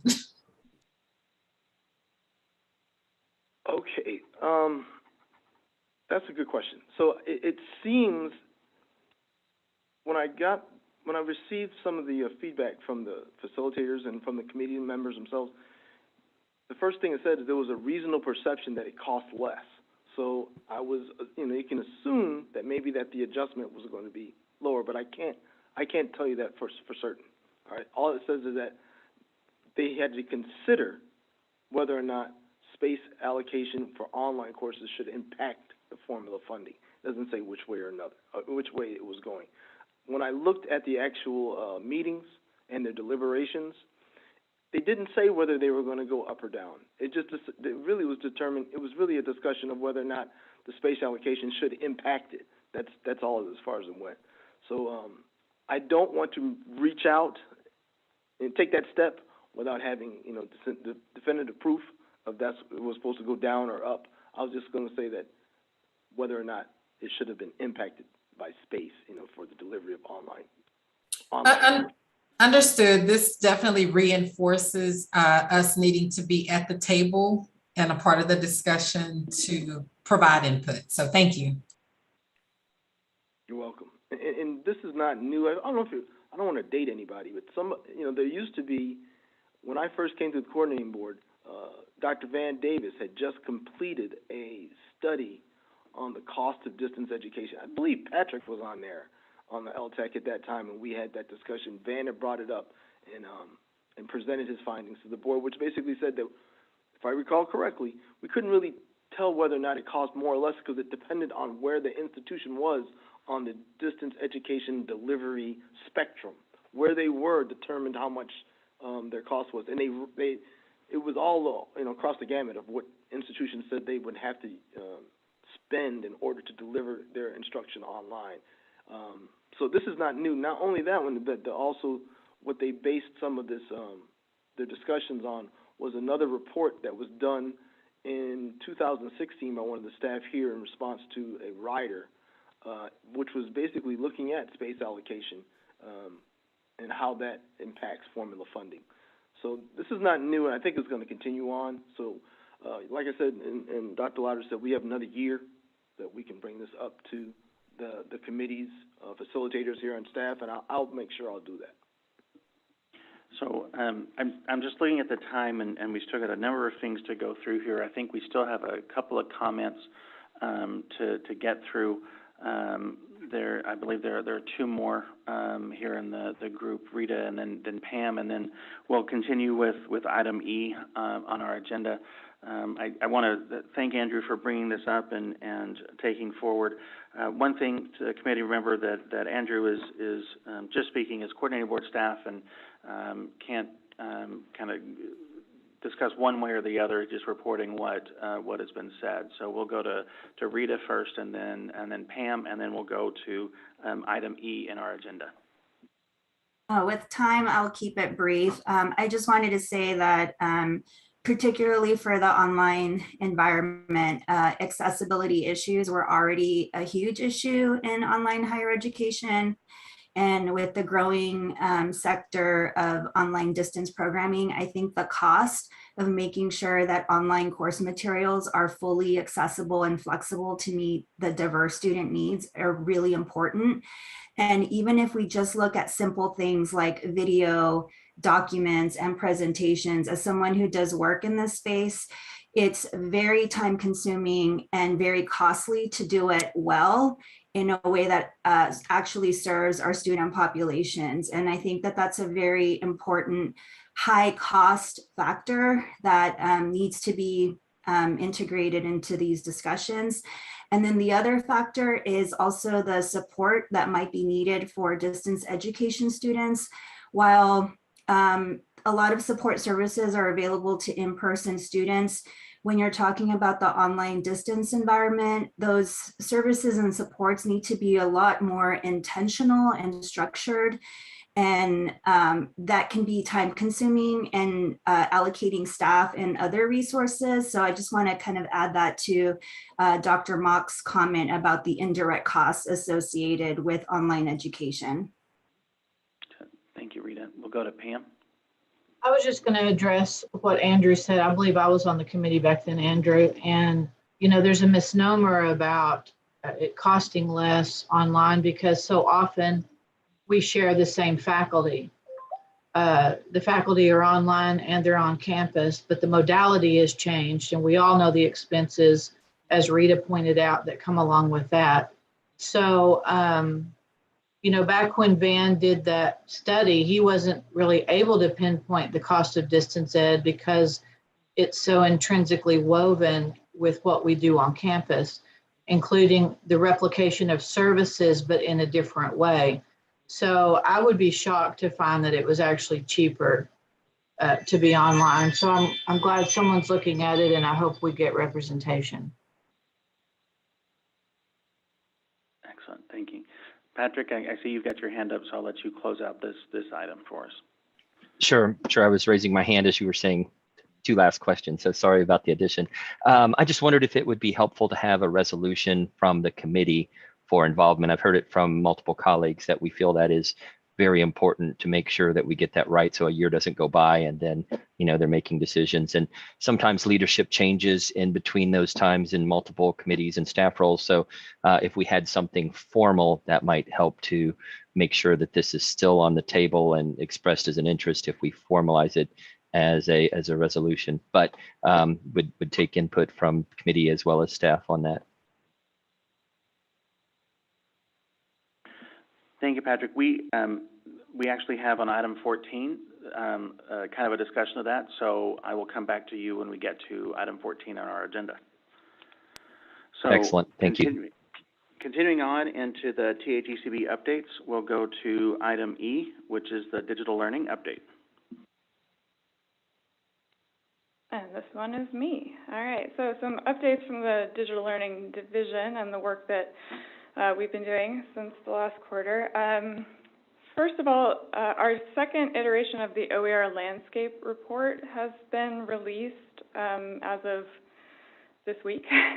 It's called Advancing an Ecosystem for Open Educational Resources, OER in Texas Higher Education. This is the second time that we've released a report in collaboration with Digitex and also with ISKME. And it was a survey of all of the institutions in Texas, including independent institutions, including health-related institutions, about OER use and adoption. And what we really found was that the institutions that are sort of successful in their OER policies and programs are ones who are including the ecosystem of the institution. So they really have sort of cross-office or cross-divisional teams and work being done to support OER. So that report was released, and all of the CAOs and CIOs should have gotten the link, but also it went to our THCCB liaisons, and it is available on as a link on OER Text if you join the THUCB Digital Updates group.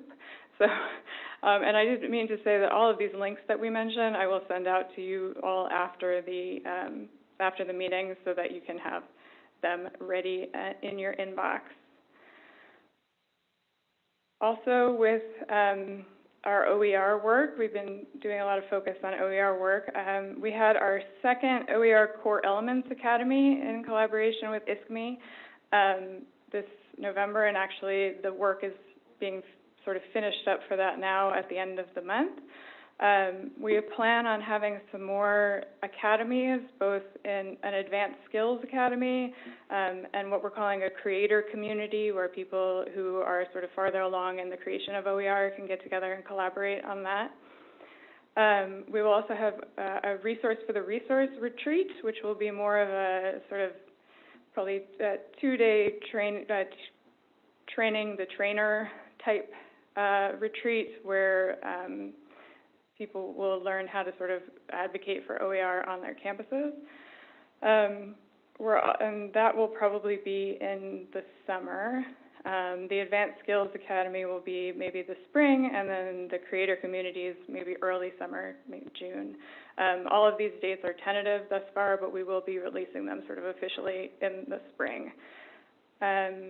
We'll also be having a digital learning ecosystem series where we involve, up until this point, the academies have been mostly faculty, some librarians, some instructional designers. So the digital learning ecosystem will broaden that and involve other offices at institutions, Center for Teaching Excellence, digital learning, all of these different support systems.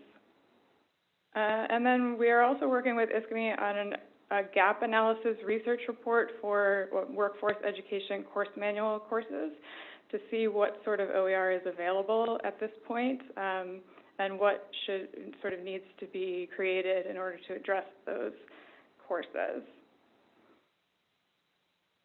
That is basically the OER update.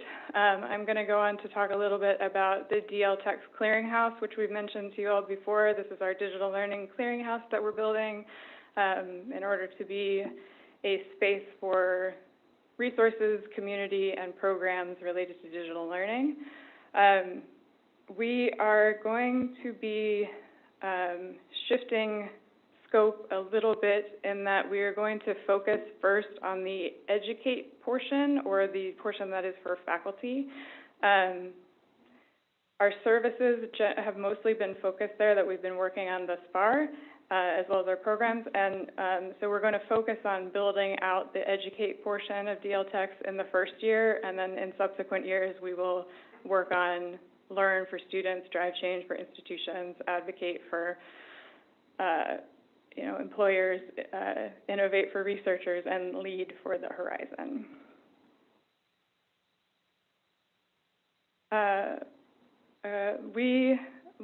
So lastly in the DL updates, and then I have a couple of general THUCB updates. The Division of Digital Learning and the THUCB won the United States Distance Learning Award for Innovation for OER Texas, which is the OER repository. And just a few sort of statistics on the OER Texas repository. It's been up for a little over a year now. It started September of 2020. We have over 100,000 users across the globe so far. We have 8,000 pieces plus of content and over 1,500 pieces of created content since it launched. So it's going well so far, and we're really thrilled about that.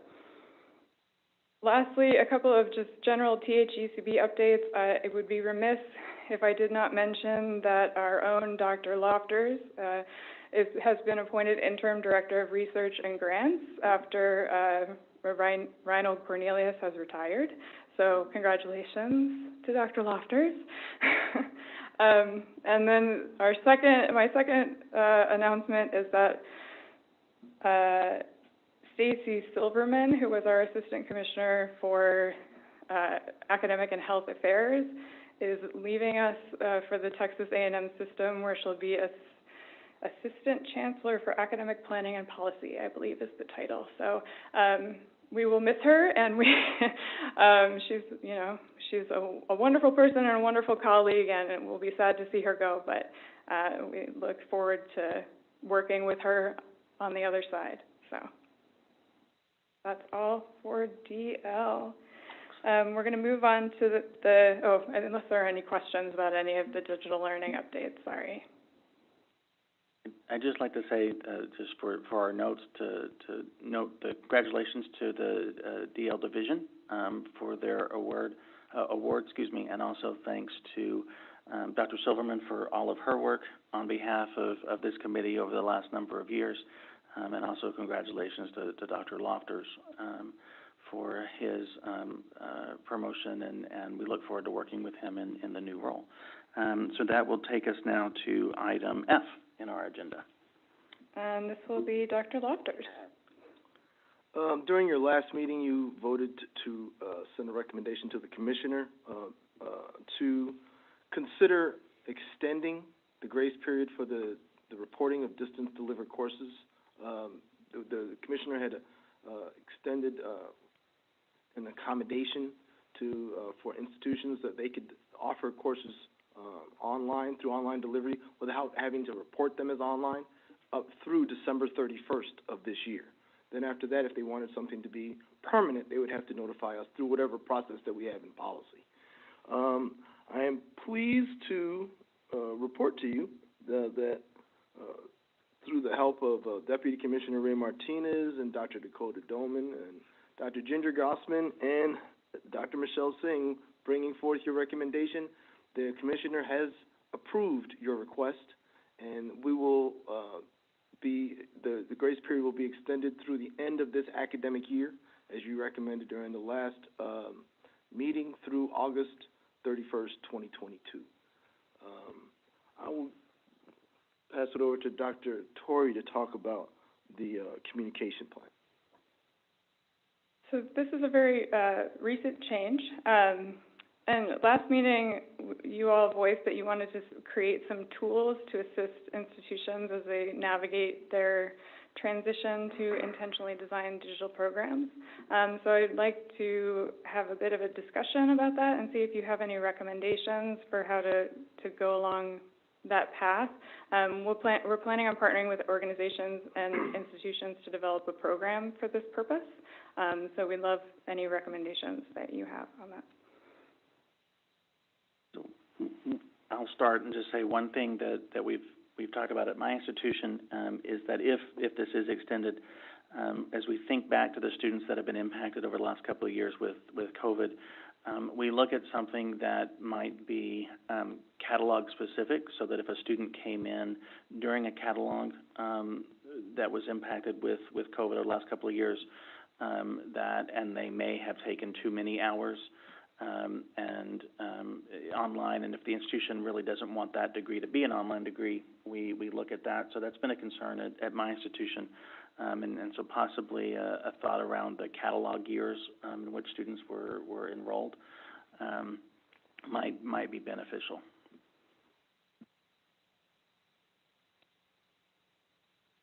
And I will ask Patrick as co-chair, because I cannot see when people raise their hands on the screen, if you will help me in manage any comments from the committee members. So any comments from committee members regarding the communication plan with the extension of the DE rules moratorium?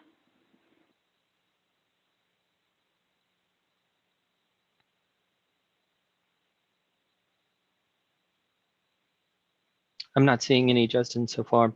I want to also extend if there are any questions about or input for developing resources for institutions to move programs online through an approval process and programs online.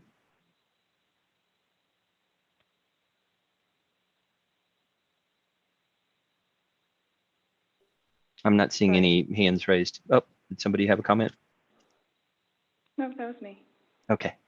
I don't have a question, I have a comment. Just relieved that they've extended that deadline, so I'm still processing that. So I haven't shifted to the next topic, sorry. well, we're always happy to receive recommendations via email as well, so feel free. Okay, so we'll move right along then. Kyla, I'm sorry to interrupt. I know it's so hard to monitor everything, so like Patrick did the last time, and Charlene, it takes us a while to process the information before we find the button to say, oh, I better raise my hand and have a comment. So if we think about the communication plan, just from a content standpoint, I think if there can be a high-level summary as we're extending the message to say, we've extended the deadline. The deadline is now, if you're going to make an intentional change, what I understand is this moves ahead in the new fiscal year, effective, or, you know, really when the next academic year starts, if you're making an intentional change. So that's communication point number one. I think the helpful refresher, a high-level summary would be, and if you are going to do it, quick reminder, here are the steps you need to do, right? Because it varies by level of program and all of those other things. So I just think that that kind of recap of what the process steps would be, along with communicating the extension of the deadline, I think that that would really be helpful. Dr. Mock, thank you for those suggestions. I think that that's excellent to help frame the discussions at our institutions, knowing what the rules are, what the requirements are, and that. And I'd like to say just to the commissioner and to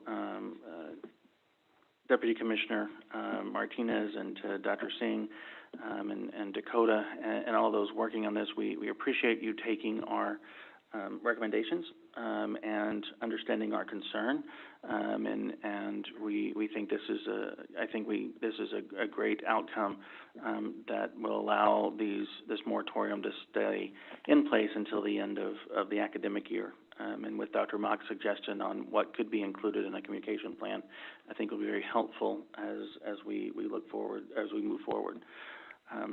What I might say is, as Charlene said, because this is so new, such new information and fresh off the presses, that if any committee members have any additional thoughts or comments, if you would, maybe in the next, I know we'll all probably break by the end of next week, but maybe by the first week or so in January when we come back, if you could send comments to Kyla and include Dr. Singh on those, so that if you have any comments that could go with this communication plan, they've got some input from this committee. And if I may, if you would please include me on that one too for the approvals part, and I can be able to tell you what the policies are for approval. So committee members, if you have comments, please include Dr. Singh, Dr. Torrey, and Dr. Lofters, and then that we can have that off. They can have that information. Finally, item 13G. One more comment before we move on, Dr. Lauder. I'm wondering if how long does it take to get a doctoral program approved that is existing? If it is more than 9 months, then we're going to be into that next fiscal year. So could we expect that we might get a larger volume of doctoral proposals existing for existing programs that are moving to distance education or hybrid, that we might need to consider how we schedule our quarterly meetings to accommodate those for becoming effective in a new fiscal year? So I rambled a little bit there, but just might the behavior be that there are a number of doctoral programs that have been online and now will need to make that intentional decision and go through an approval process by fall or be out of fall of 22 or be out of compliance? And do we need to adjust our consideration of proposals and possibly scheduling of meetings to accommodate that volume? That's an excellent question. And I was already anticipating something like that happening now because of the deadline, was it next week, that was already in place. We didn't see a very hot, well, shouldn't say that. We had 5 today. And I do want to thank the Doctoral Proposal Subcommittee because that was excellent work. So there was a sort of an uptick for this one. We've already been discussing with Dr. Singh and with the digital learning team about putting forth a schedule that says, hey, this is what you need to do in order to have it done by this time. Well, how many proposals we're going to take during a meeting. Now, we've also had the opportunity in the past to schedule a meeting just to address proposals. I don't know if you remember in the past that sometimes we had a phone meeting just to address proposals. We don't want to go there, but we would like to be able to put out a schedule and a time frame for institutions that they can follow so they can have proposals ready to go to us in a timely manner so that we can plan for not having, like today was a pretty heavy schedule, trying not to have that many. So we're already discussing that as well. But we didn't have it didn't seem to be that bad, for December, except for this one. Patrick, I think that's a great point, and we can ask coordinate board staff to look at that. Dr. Mock, I think I see your hand up. Yes, and I apologize because I know you're trying to drive through this to get us to a lunch break here. But again, I think that gets back to the process step. So if we think about the communication as we even start to articulate what would that communication plan be, and we're just doing a recap, to Patrick's point, it's saying, right, because there's not only, certainly on the doctoral part we know, but we had a really great case in point in our session today of having a program that crossed the line over to the 50% part, right? That's why it came to us, right? So again, just in the communication plan, and I think certainly for the workload part for coordinating board, just reminding people, here's the keep going, don't have to notify. Oh, here's the threshold of notified. Oh, here's the threshold depending on, the level of program. Here's the threshold for approval. And just as an observation, because that will also dictate, what changes, at least in terms of preparing for LTAC, what we could anticipate. Thank you. Thank you all. All right, our final THECB update, state authorization, reciprocity agreements, 21st century guidelines. So I think, Dr. Torrey, that's back to you. And I'll turn it over to Jessica Acton. Thank you, Kyla. So the NC-SARA board held its fall meeting in October. There were no policy modifications, and that is because we are in the process of modifying the SARA policy revising the policy for modifications. So the NC-SARA board is going to partner with the regional steering committees and NC-SARA staff to modify the process. The regional steering committees have been busy working on a proposal for this modification. The SREB regional steering committee met last week and we reviewed the proposal and offered our feedback on that. Currently, there's no timeline in place on when this new policy modification process will be in place, but until the new process is in place, no policy modifications are going to be made. So that's a really good thing. The second update I have is on the accreditor's 21st century distance education guidelines. The NC-SARA board has appointed a work group to look at whether or not we should replace the existing 2011 CRAC guidelines with the 21st century guidelines in SARA policy, or if all references to the accreditor guidelines should be removed completely from SARA policy. The work group will review feedback they receive from stakeholders, and they will make a recommendation to the board through a report that is due September 2022. So I wouldn't expect any additional updates on that until next fall.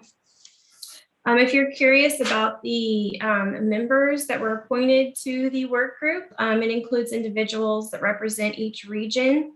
It includes SARA state portal entity directors, state authorization regulators, institutional reps, and accreditors. So for the SREB region, we do have 4 individuals representing us. We have Sarah Levy, who is my counterpart in Kentucky. She is the SARA State Portal Entity Director there. We have Leah Matthews, who is the president of the Distance Education Accrediting Commission out of Washington, D.C. Peter Smith, who is the institutional representative, and he is from University of Maryland Global Campus, and a very familiar name, Pam Quinn. She is former provost at Dallas College, and of course served on the LTAC. So I think the SREB region is well represented on this work committee. Curious about how the accreditors are approaching these new 21st century guidelines. I have some updates for a few of them. Northwest Commission on Colleges and Universities has revised their policy. They have incorporated the new guidelines. The New England Commission on Higher Education is asking their institutions to start using the new guidelines during their reporting. Higher Learning Commission has encouraged their institutions to use the guidelines as a resource, but at this time they are not going to modify their existing standards for evaluating distance education. And of course, the most important, SAC-COC. SAC-COC has reviewed the new guidelines, and they believe that the guidelines are already incorporated in the current policies and procedures related to the review of distance education programs. So in other words, do not expect any changes with your processes with SAC-COC as far as distance education authorization. And the final bit of SARA news, I know Kyla sent you all a link. I'm very excited about this one. NC SARA has finally released their interactive data dashboard. For those of you who aren't familiar with NC SARA data collection, each institution that participates in SARA is required to report annually their distance education enrollments as well as out-of-state learning placements. And out-of-state learning placements are things like clinicals, internships, student teaching. Those data are typically reported through a spreadsheet that is posted to the NC SARA website. It is not user-friendly nor very pretty. So NC SARA came up with this wonderful solution. I really encourage you, when you have a moment, to take a look at it. It has interactive maps and charts. It lets you drill down to see regional data and even state level data, which is really fun because, you know, Texas is a big state. We have a lot of participating institutions. So it's great to see what our institutions are doing. You can also see trends in enrollment over time, which is interesting. And you can even separate by sector. So you can look at private for-profit, nonprofit, public, and tribal. I would strongly encourage you to read through the first tab on that dashboard.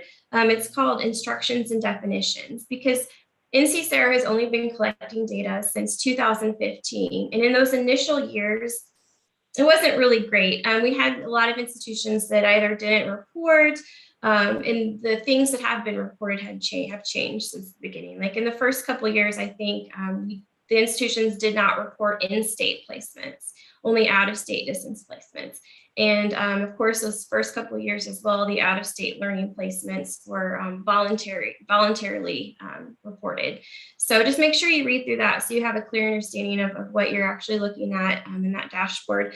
But I will say this last reporting cycle, we did have nearly 100% of institutions, we're talking around 2,500 institutions, do the reporting. So I think moving forward, we're going to see some really good data come out of NC SARA. And that is all for my update. I'm happy to take any questions if there are any. Thank you for that great update. One thing I would say is, as you continue to represent Texas with the NC SARA group and others, LTAC is always here to serve as a resource, and happy to answer any questions or concerns or be involved in any discussions that you might have. And I was trying to take notes. I got Leah, I got Peter, I got Pam, but who was the fourth person you said? I believe you said from Kentucky? Yeah, her name's Sarah Levy, and she is my counterpart in Kentucky. She does all the SARA work there. Excellent, thank you. Mm-hmm. Moving on in our agenda, onto item 14, which is the consideration and possible action to approve any kind of recommendations resulting from THECB updates. So Patrick, I will go back to you for the item the recommendation you were discussing. Sure, it was regarding the Formula Funding Committee and the consideration of distance education to adjust formulas based on that. And I just wanted to see if the committee agreed that it would be helpful to formalize our interest in participating or providing input as those discussions take place in another advisory committee, or if we feel that, you know, having that just expressed informally through staff is sufficient.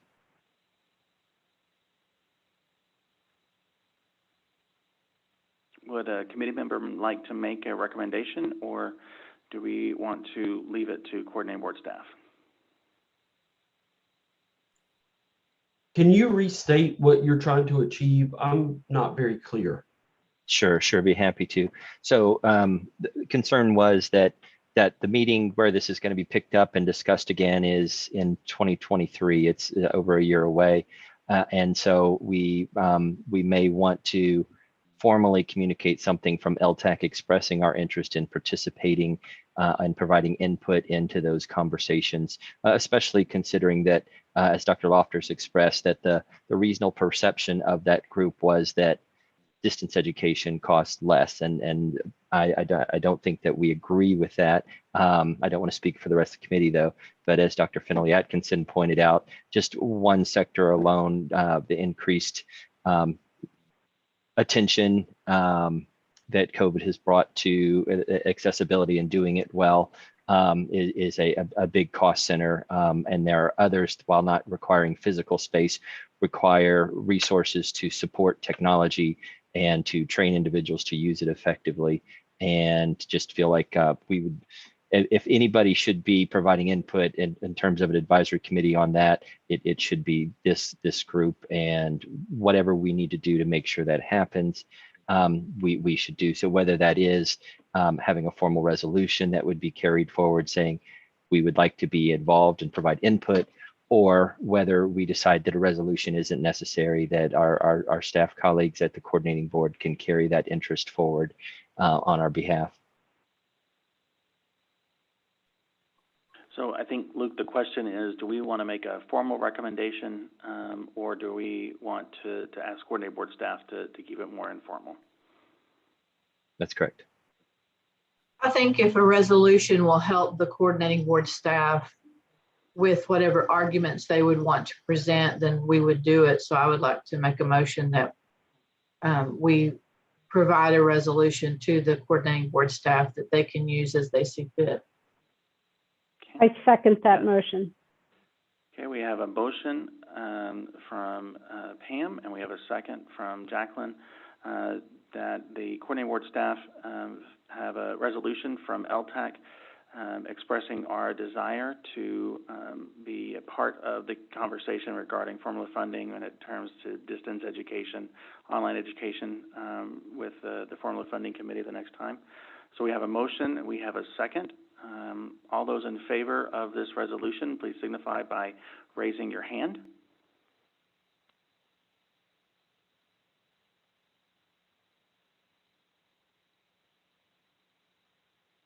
Okay, thank you.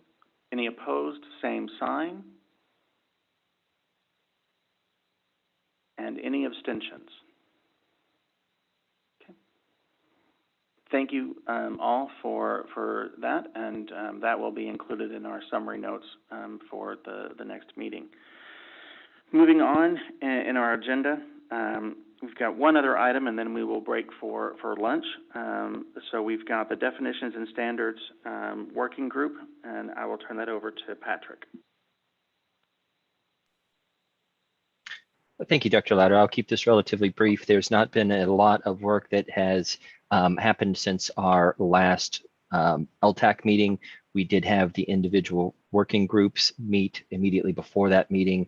I know that Jeff Friels, my co-chair for the larger work group, provided some notes back to the coordinating board And there were 2 items that he was going to follow up, which I don't know if those have been completed yet, but he was going to create a document that allows for comparison of Texas definitions in rule versus those in reporting manuals. And he was going to create a list of reporting requirements for major regulatory agencies or bodies. And he indicated he was going to handle both of those items. So the other committee members or subcommittee members were not expected to do anything related to that.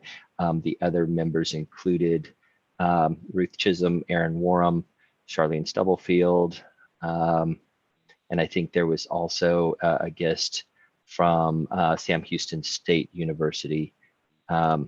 So the things that they talked about in that group, in addition to having those 2 action items, were specifically around what is the purpose of our definitions, reporting data, reflect good practices, encourage consistent framing statewide of our activities.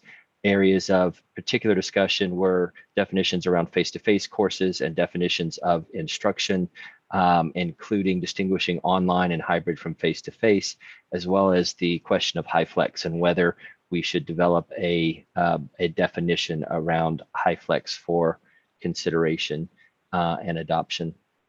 And then the other area that they talked about quite a bit was data and compliance versus recommended practices. So that was from the one subgroup dealing with definitions in particular. The data group also met, which included Dr. Mock and Dr. Morgan. Robert Green, who is no longer on LTAC, is also agreeing to continue being a member of that. Our interest, of course, was finding out what data is currently being required and for what purposes, so that then we could make some recommendations on if it is indeed serving the needs that we have as institutions to move distance education forward. And Justin, you met with your group, which is about program approval. Do you have any notes that you'd like to share based on that last meeting? The group talked through the current process of program approval, the issues surrounding why some programs do go through a full approval while others are just staff approved, and then the saturation of programs throughout the state. But a lot of the discussion there centered around the different types of programs and the definitions of those programs. Are they hybrid? Are they online? Are they fully online? Are they remote? And so I think part of the discussion with the approvals group will hinge upon the information and the regulatory discussions with the definitions and others as they all kind of work through this. And as expected, there's a lot of overlap between these, like which chicken and egg, which comes first, data or definitions, and how does that drive program approval. So I feel like we don't need to do a reset, but we do need to reconnect and get some energy behind these efforts, because we did say we wanted to wrap this up by summer with recommendations, and we're more than halfway towards that point from when we formally started engaging in these conversations. So I'm going to propose that the committees meet, the subgroups meet in January, and then a second time before whenever it is we set our next LTAC quarterly meeting, so that we can make some progress on that, of course, interacting with staff and providing what our action items and goals are as we continue. Any questions at this point?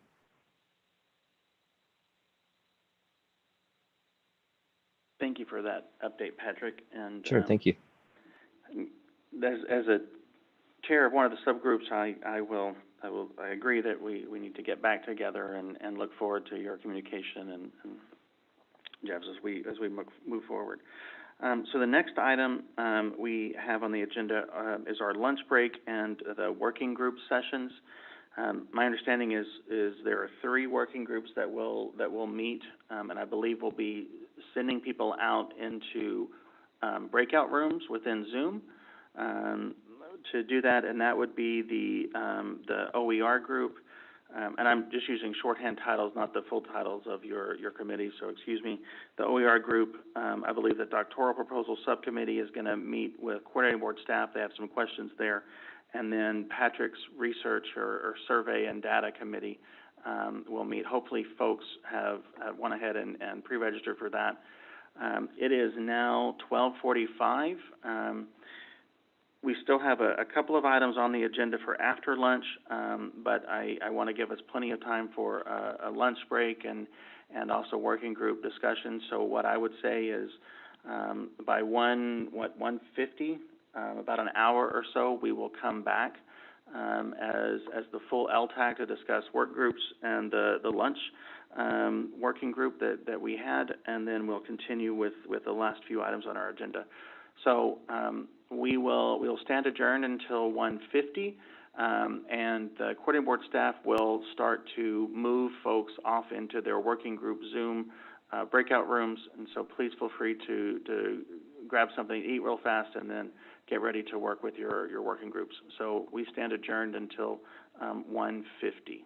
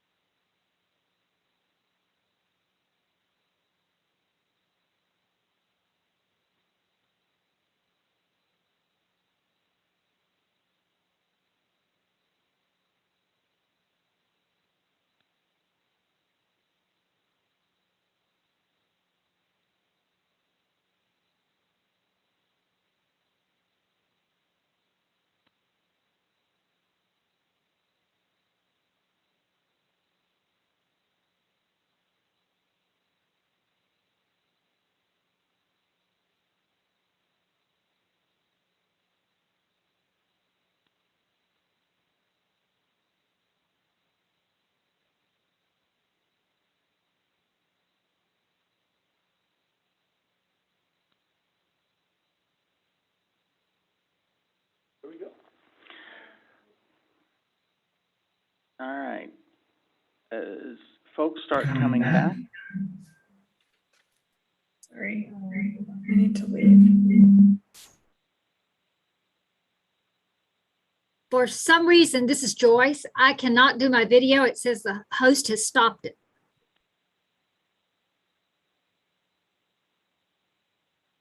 No problem. We can turn that back on, Joyce. Okay, thank you.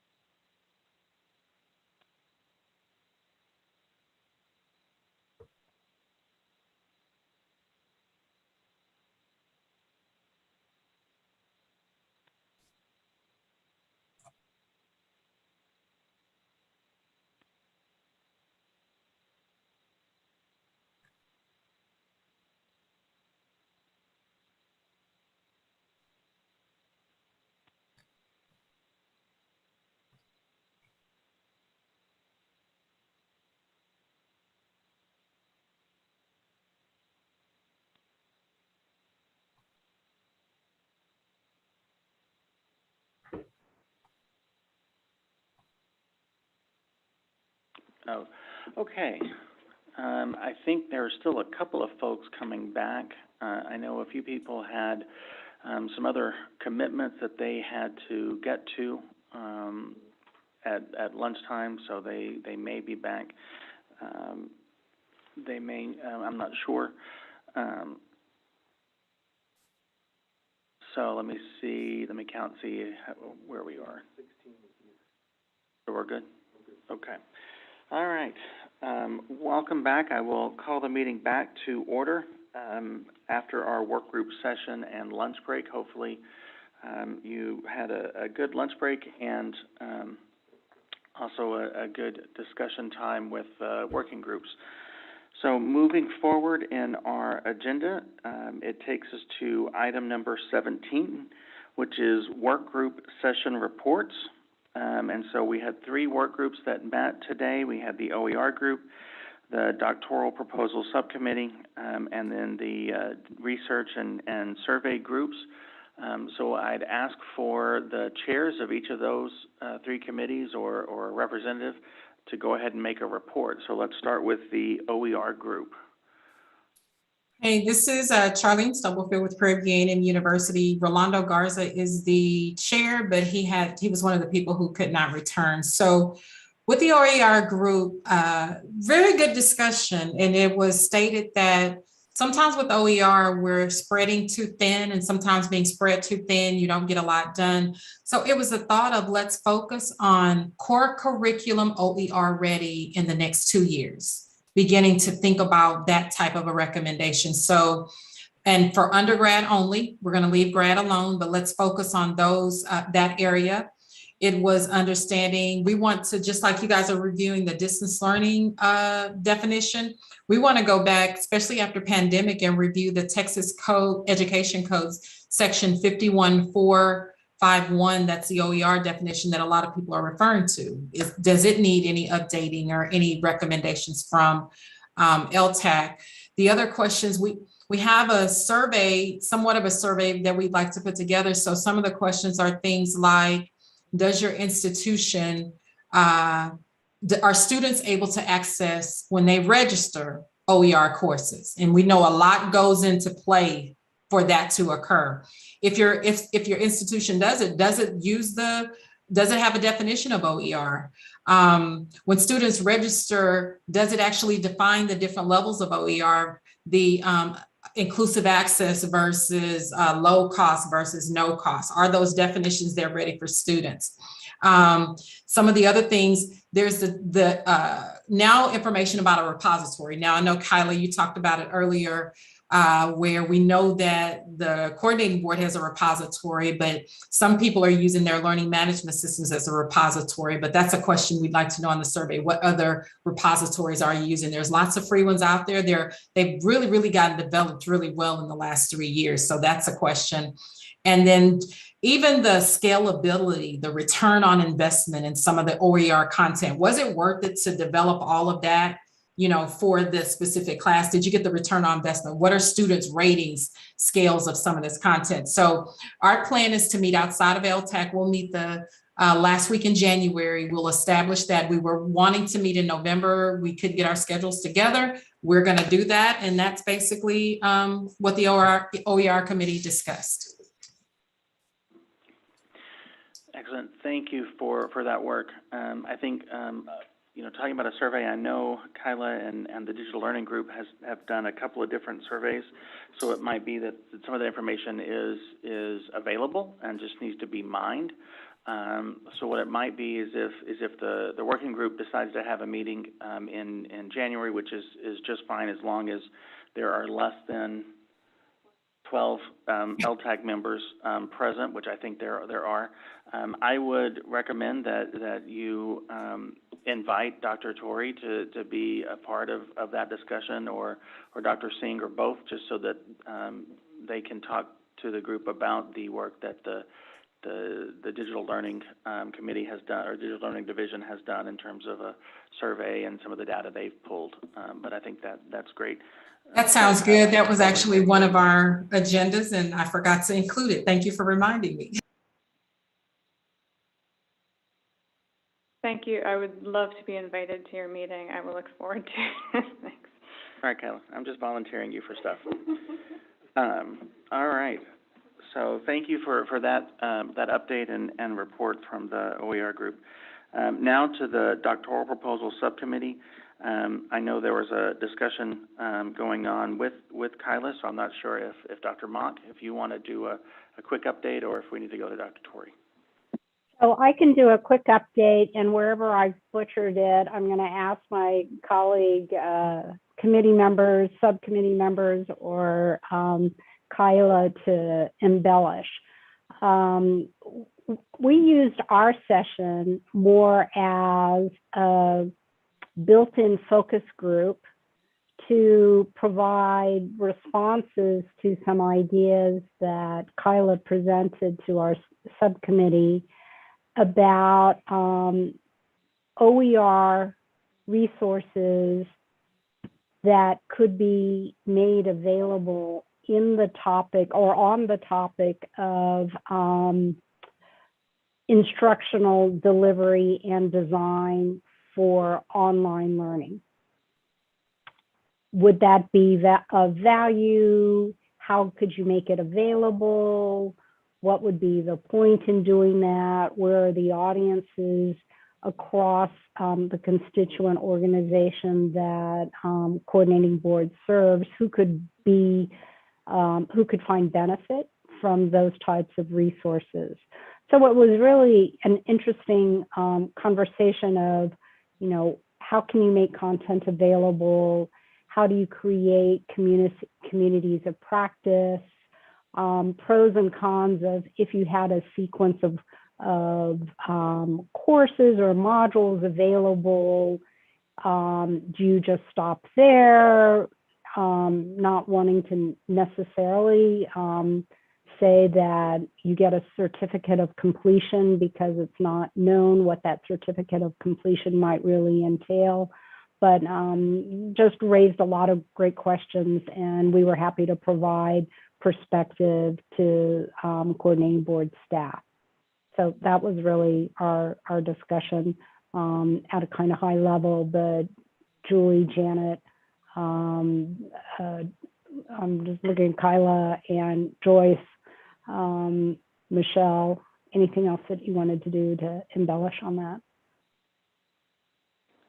I'll just add that we sort of used the doctoral proposal subcommittee in really in the advisory you know, way that LTAC in their job as advisors, I guess, is what I'm trying to say. And so I'm just presenting some potentially upcoming things and thinking about what format those might take, but more information will be forthcoming on all of that for the full committee. Thank you. All right, and then we go to our research and survey group. Patrick. Yeah, thank you. I had a really great conversation with Rita, Alicia, Megan, and Luke. It reminded me of being together in Austin when we get to break bread and talk about things besides just our work group stuff, and to hear how everybody is, I'm going to say, coping and hopefully thriving, but so many of us coping as we end the year that we had hoped to be out from under all of the pressures of COVID, and that doesn't seem to be the case, and for most of us at least. So just wanted to thank the group for that open conversation. I really enjoyed that. We talked about a lot of other things besides the survey and the work of research and data analysis, and all of it really helpful to and meaningful to me. In terms of the survey, update on that, I'm still integrating the qualitative analysis that Marianne Maddox provided me, about halfway through that. It's been a busy semester. I have 3 days in the office next week and nothing else planned. So I plan to enjoy that time in isolation, working on that and getting that to Michelle. And I believe that it's about a month turnaround to get it approved internally once she has it. So I will plan to have it to her in the first week of January, hoping that we could have it out. And by the end of the month or early February, realizing that it's at some point begins to become stale and we need to start talking about the next survey, which we also did talk about things that we might change about it. One of the points that came up was the possibility, and I would support this, of adding additional questions about personnel resources. So we ask a lot of questions about technologies and web platforms and enumerate those kind of things, but not so much about instructional designers or accessibility specialists. And just hearing Justin earlier talk about they have 14 instructional designers and they have very large online programs from doctoral all the way. They have K-12 programs as well. And so what does that landscape look like across Texas? And moreover, not just what is that number of individuals, but are they organized centrally or within departments, perhaps, if we could split it out.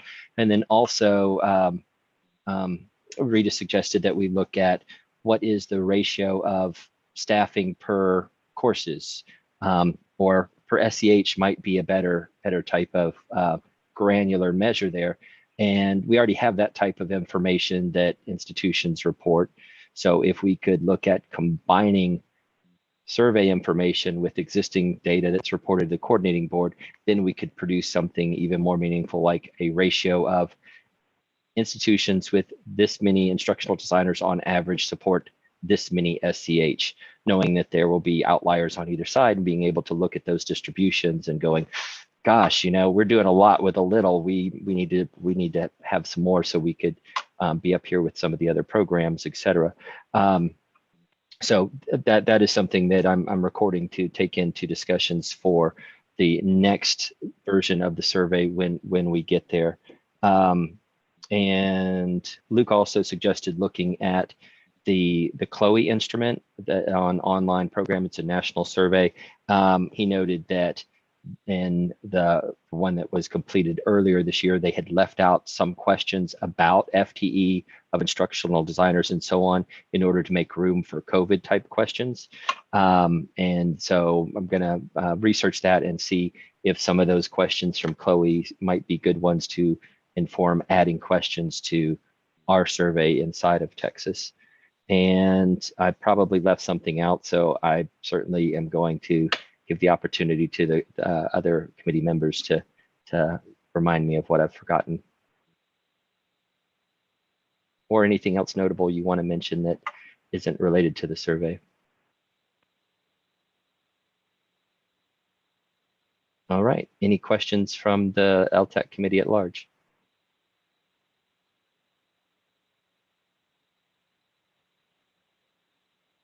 I'm not hearing any, so turn it back over to you, Dr. Louder. Thank you, Patrick. Hearing the reports, I don't believe there are any action items from the work groups, but I will ask the chairs if I missed anything.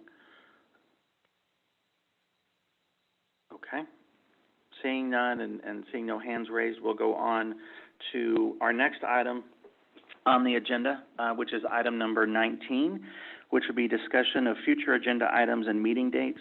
I just looked at the coordinating board calendar.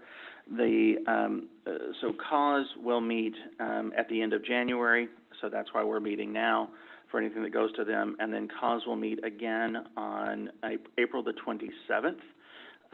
So we would need to meet at least a month before that, which would put us into March. Of course, with March and spring break and all of that, we may need to look at either early March or late February, but late February wouldn't be a full 3 months between meetings, so I wanted to get thoughts from the group. Again, we'll ask coordinating board to do a doodle poll to find a date, but I'd like to kind of narrow it down to a range so that they're not having to survey us for 12 different weeks. Any thoughts from the group on what would be ideal? Early March to get before spring break, or I don't get a spring break, so I really don't care. But kind of what does the group think?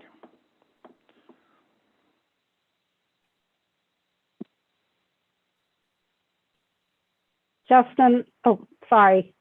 Joyce had her hand up. I just got it up as you started to speak, Jacqueline.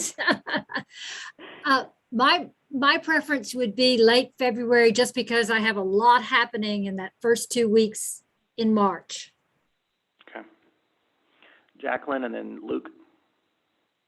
So just in terms of doctoral subcommittee work, we do most of our work online as a subcommittee, and yet what I would say at the same time is there's only one known one in the pipeline, but there well could be other existing programs that start to convert.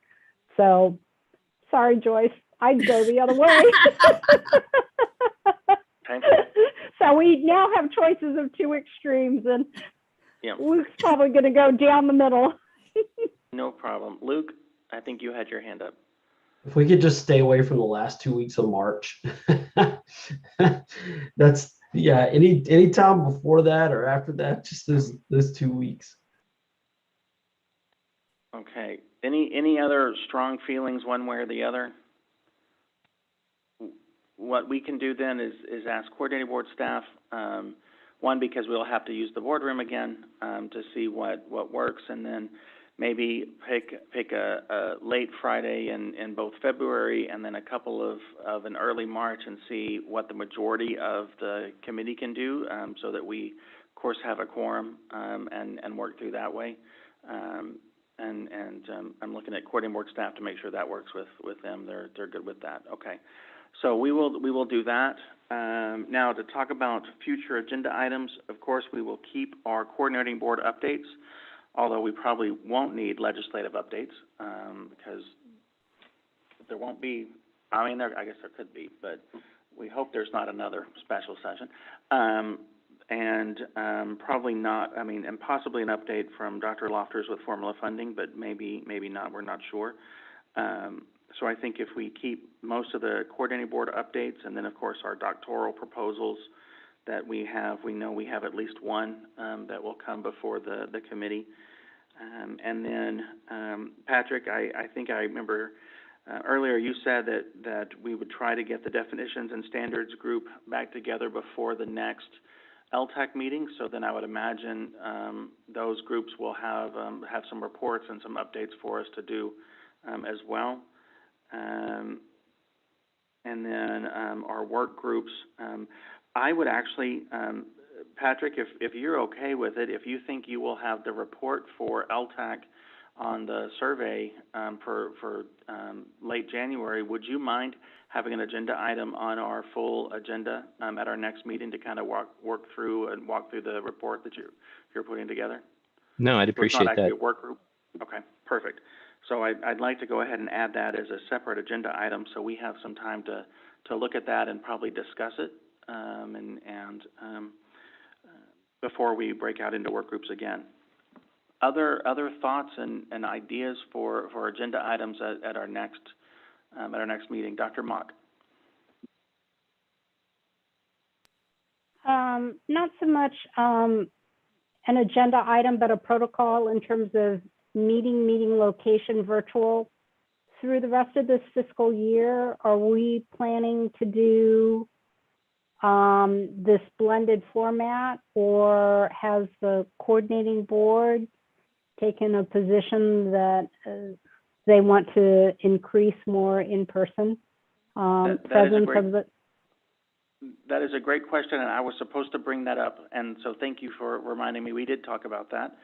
I know that the actual coordinating board is meeting predominantly in person. A couple of them are meeting virtually. I know a few of our colleagues on LTAC are still limited in the travel that they can do. So I think one thing, and I'll defer over to Kyla because she was in that meeting as well. I think what we said was it's up to us. Is kind of how I remember. Yeah, it's the will of the committee, I guess. We can certainly continue meeting hybrid and fulfill all of the open meeting requirements, so that's fine. We can also meet in person if you all prefer, but if we can't get a quorum in person, then we will, of course, continue to meet hybrid. And one thing I would just say, because our committee is so large, if you will notice, they've put up these dividers between the seats, and so we actually can't get as many people around the board table or the table kind of that we use that we normally do. So it might be hard to get all of us in the room, but if a couple of folks do want to attend in person, I think that would be fine. But because of the size of our committee, I think at least through the end of this academic year, we will keep it as a hybrid format, where at least the chair, if not the chair, and one or two other members are in the room, physical room in Austin, and everybody else is virtual. I think is that good? Yeah. I just had a comment that, we're still in the midst of this Omicron variant coming in, and we still don't know where it's going. So I'm in favor of staying with the hybrid for the moment. Yeah, and if you would notice, Andrew, Kyla, and I have all stayed within our little areas, and when we're not, we all put our masks back on. So I will, as the chair, I will say, it is. I will say it's up to your, the institutional policies and your personal health decisions. If somebody wants to come in person for the next meeting, that is fine, but that is not, we're not going to require that. And I know a number of you still have institutions that are limiting travel, and so I don't want to put anyone in a position to have to go and ask for special permission to travel. So we'll just leave it kind of up to the committee members in general. And Dr. Louder, I think that one thing we maybe haven't considered yet is if we do have some people there and some people virtually, it may make the breakout groups more difficult to manage. So just something else. I'm very supportive of remaining primarily virtual and very appreciative to you for traveling there so that we can have these meetings, because one of the two of us need to be there in person, and you've had greater flexibility with that. But I also note that it is a personal dedication to the role that you're there as well. So thank you. Thank you. So I am fine. I think you're right, Patrick. I mean, breakout groups are much easier on Zoom, especially when everybody is on Zoom. So we'll just continue that. Again, but if something changes and the coordinating board says that committees need to come back in person, we will do whatever we're directed from coordinating board, council, and staff. But I think right now we'll stay virtual unless somebody tells us otherwise. Thank you. Any other? Thank you, Jacqueline, for bringing that up, because it was on my list of things to talk about and I'd forgotten. Anything else? Any other items to discuss, to add to the agenda for our next meeting.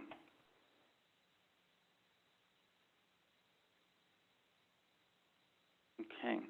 Before adjournment, I want to wish all of you and your families a very happy holiday season. This has been a difficult couple of years for all of us, but we have all persevered and done some incredible work on behalf of online and distance learning in the state of Texas. And I value each and every one of you in working with you. Thank you to the coordinating board staff, both those here in attendance and those watching either here in the building or remotely. Thank you for your support throughout the year for LTAC. And Rita, again, we congratulate you on completing your doctorate. And I will say, I hope you are sitting in this chair someday as a chair of and a member of LTAC. So with that, I will open up a motion for adjournment. So moved. Okay, I'm not sure who that was, so I'm just going to say Charlene said it because I can see your face in front of me. So, all right, we stand adjourned. Everyone have a great holiday, stay safe, and we will talk again in the new year. All right. Bye. Happy holidays, everybody. Bye-bye.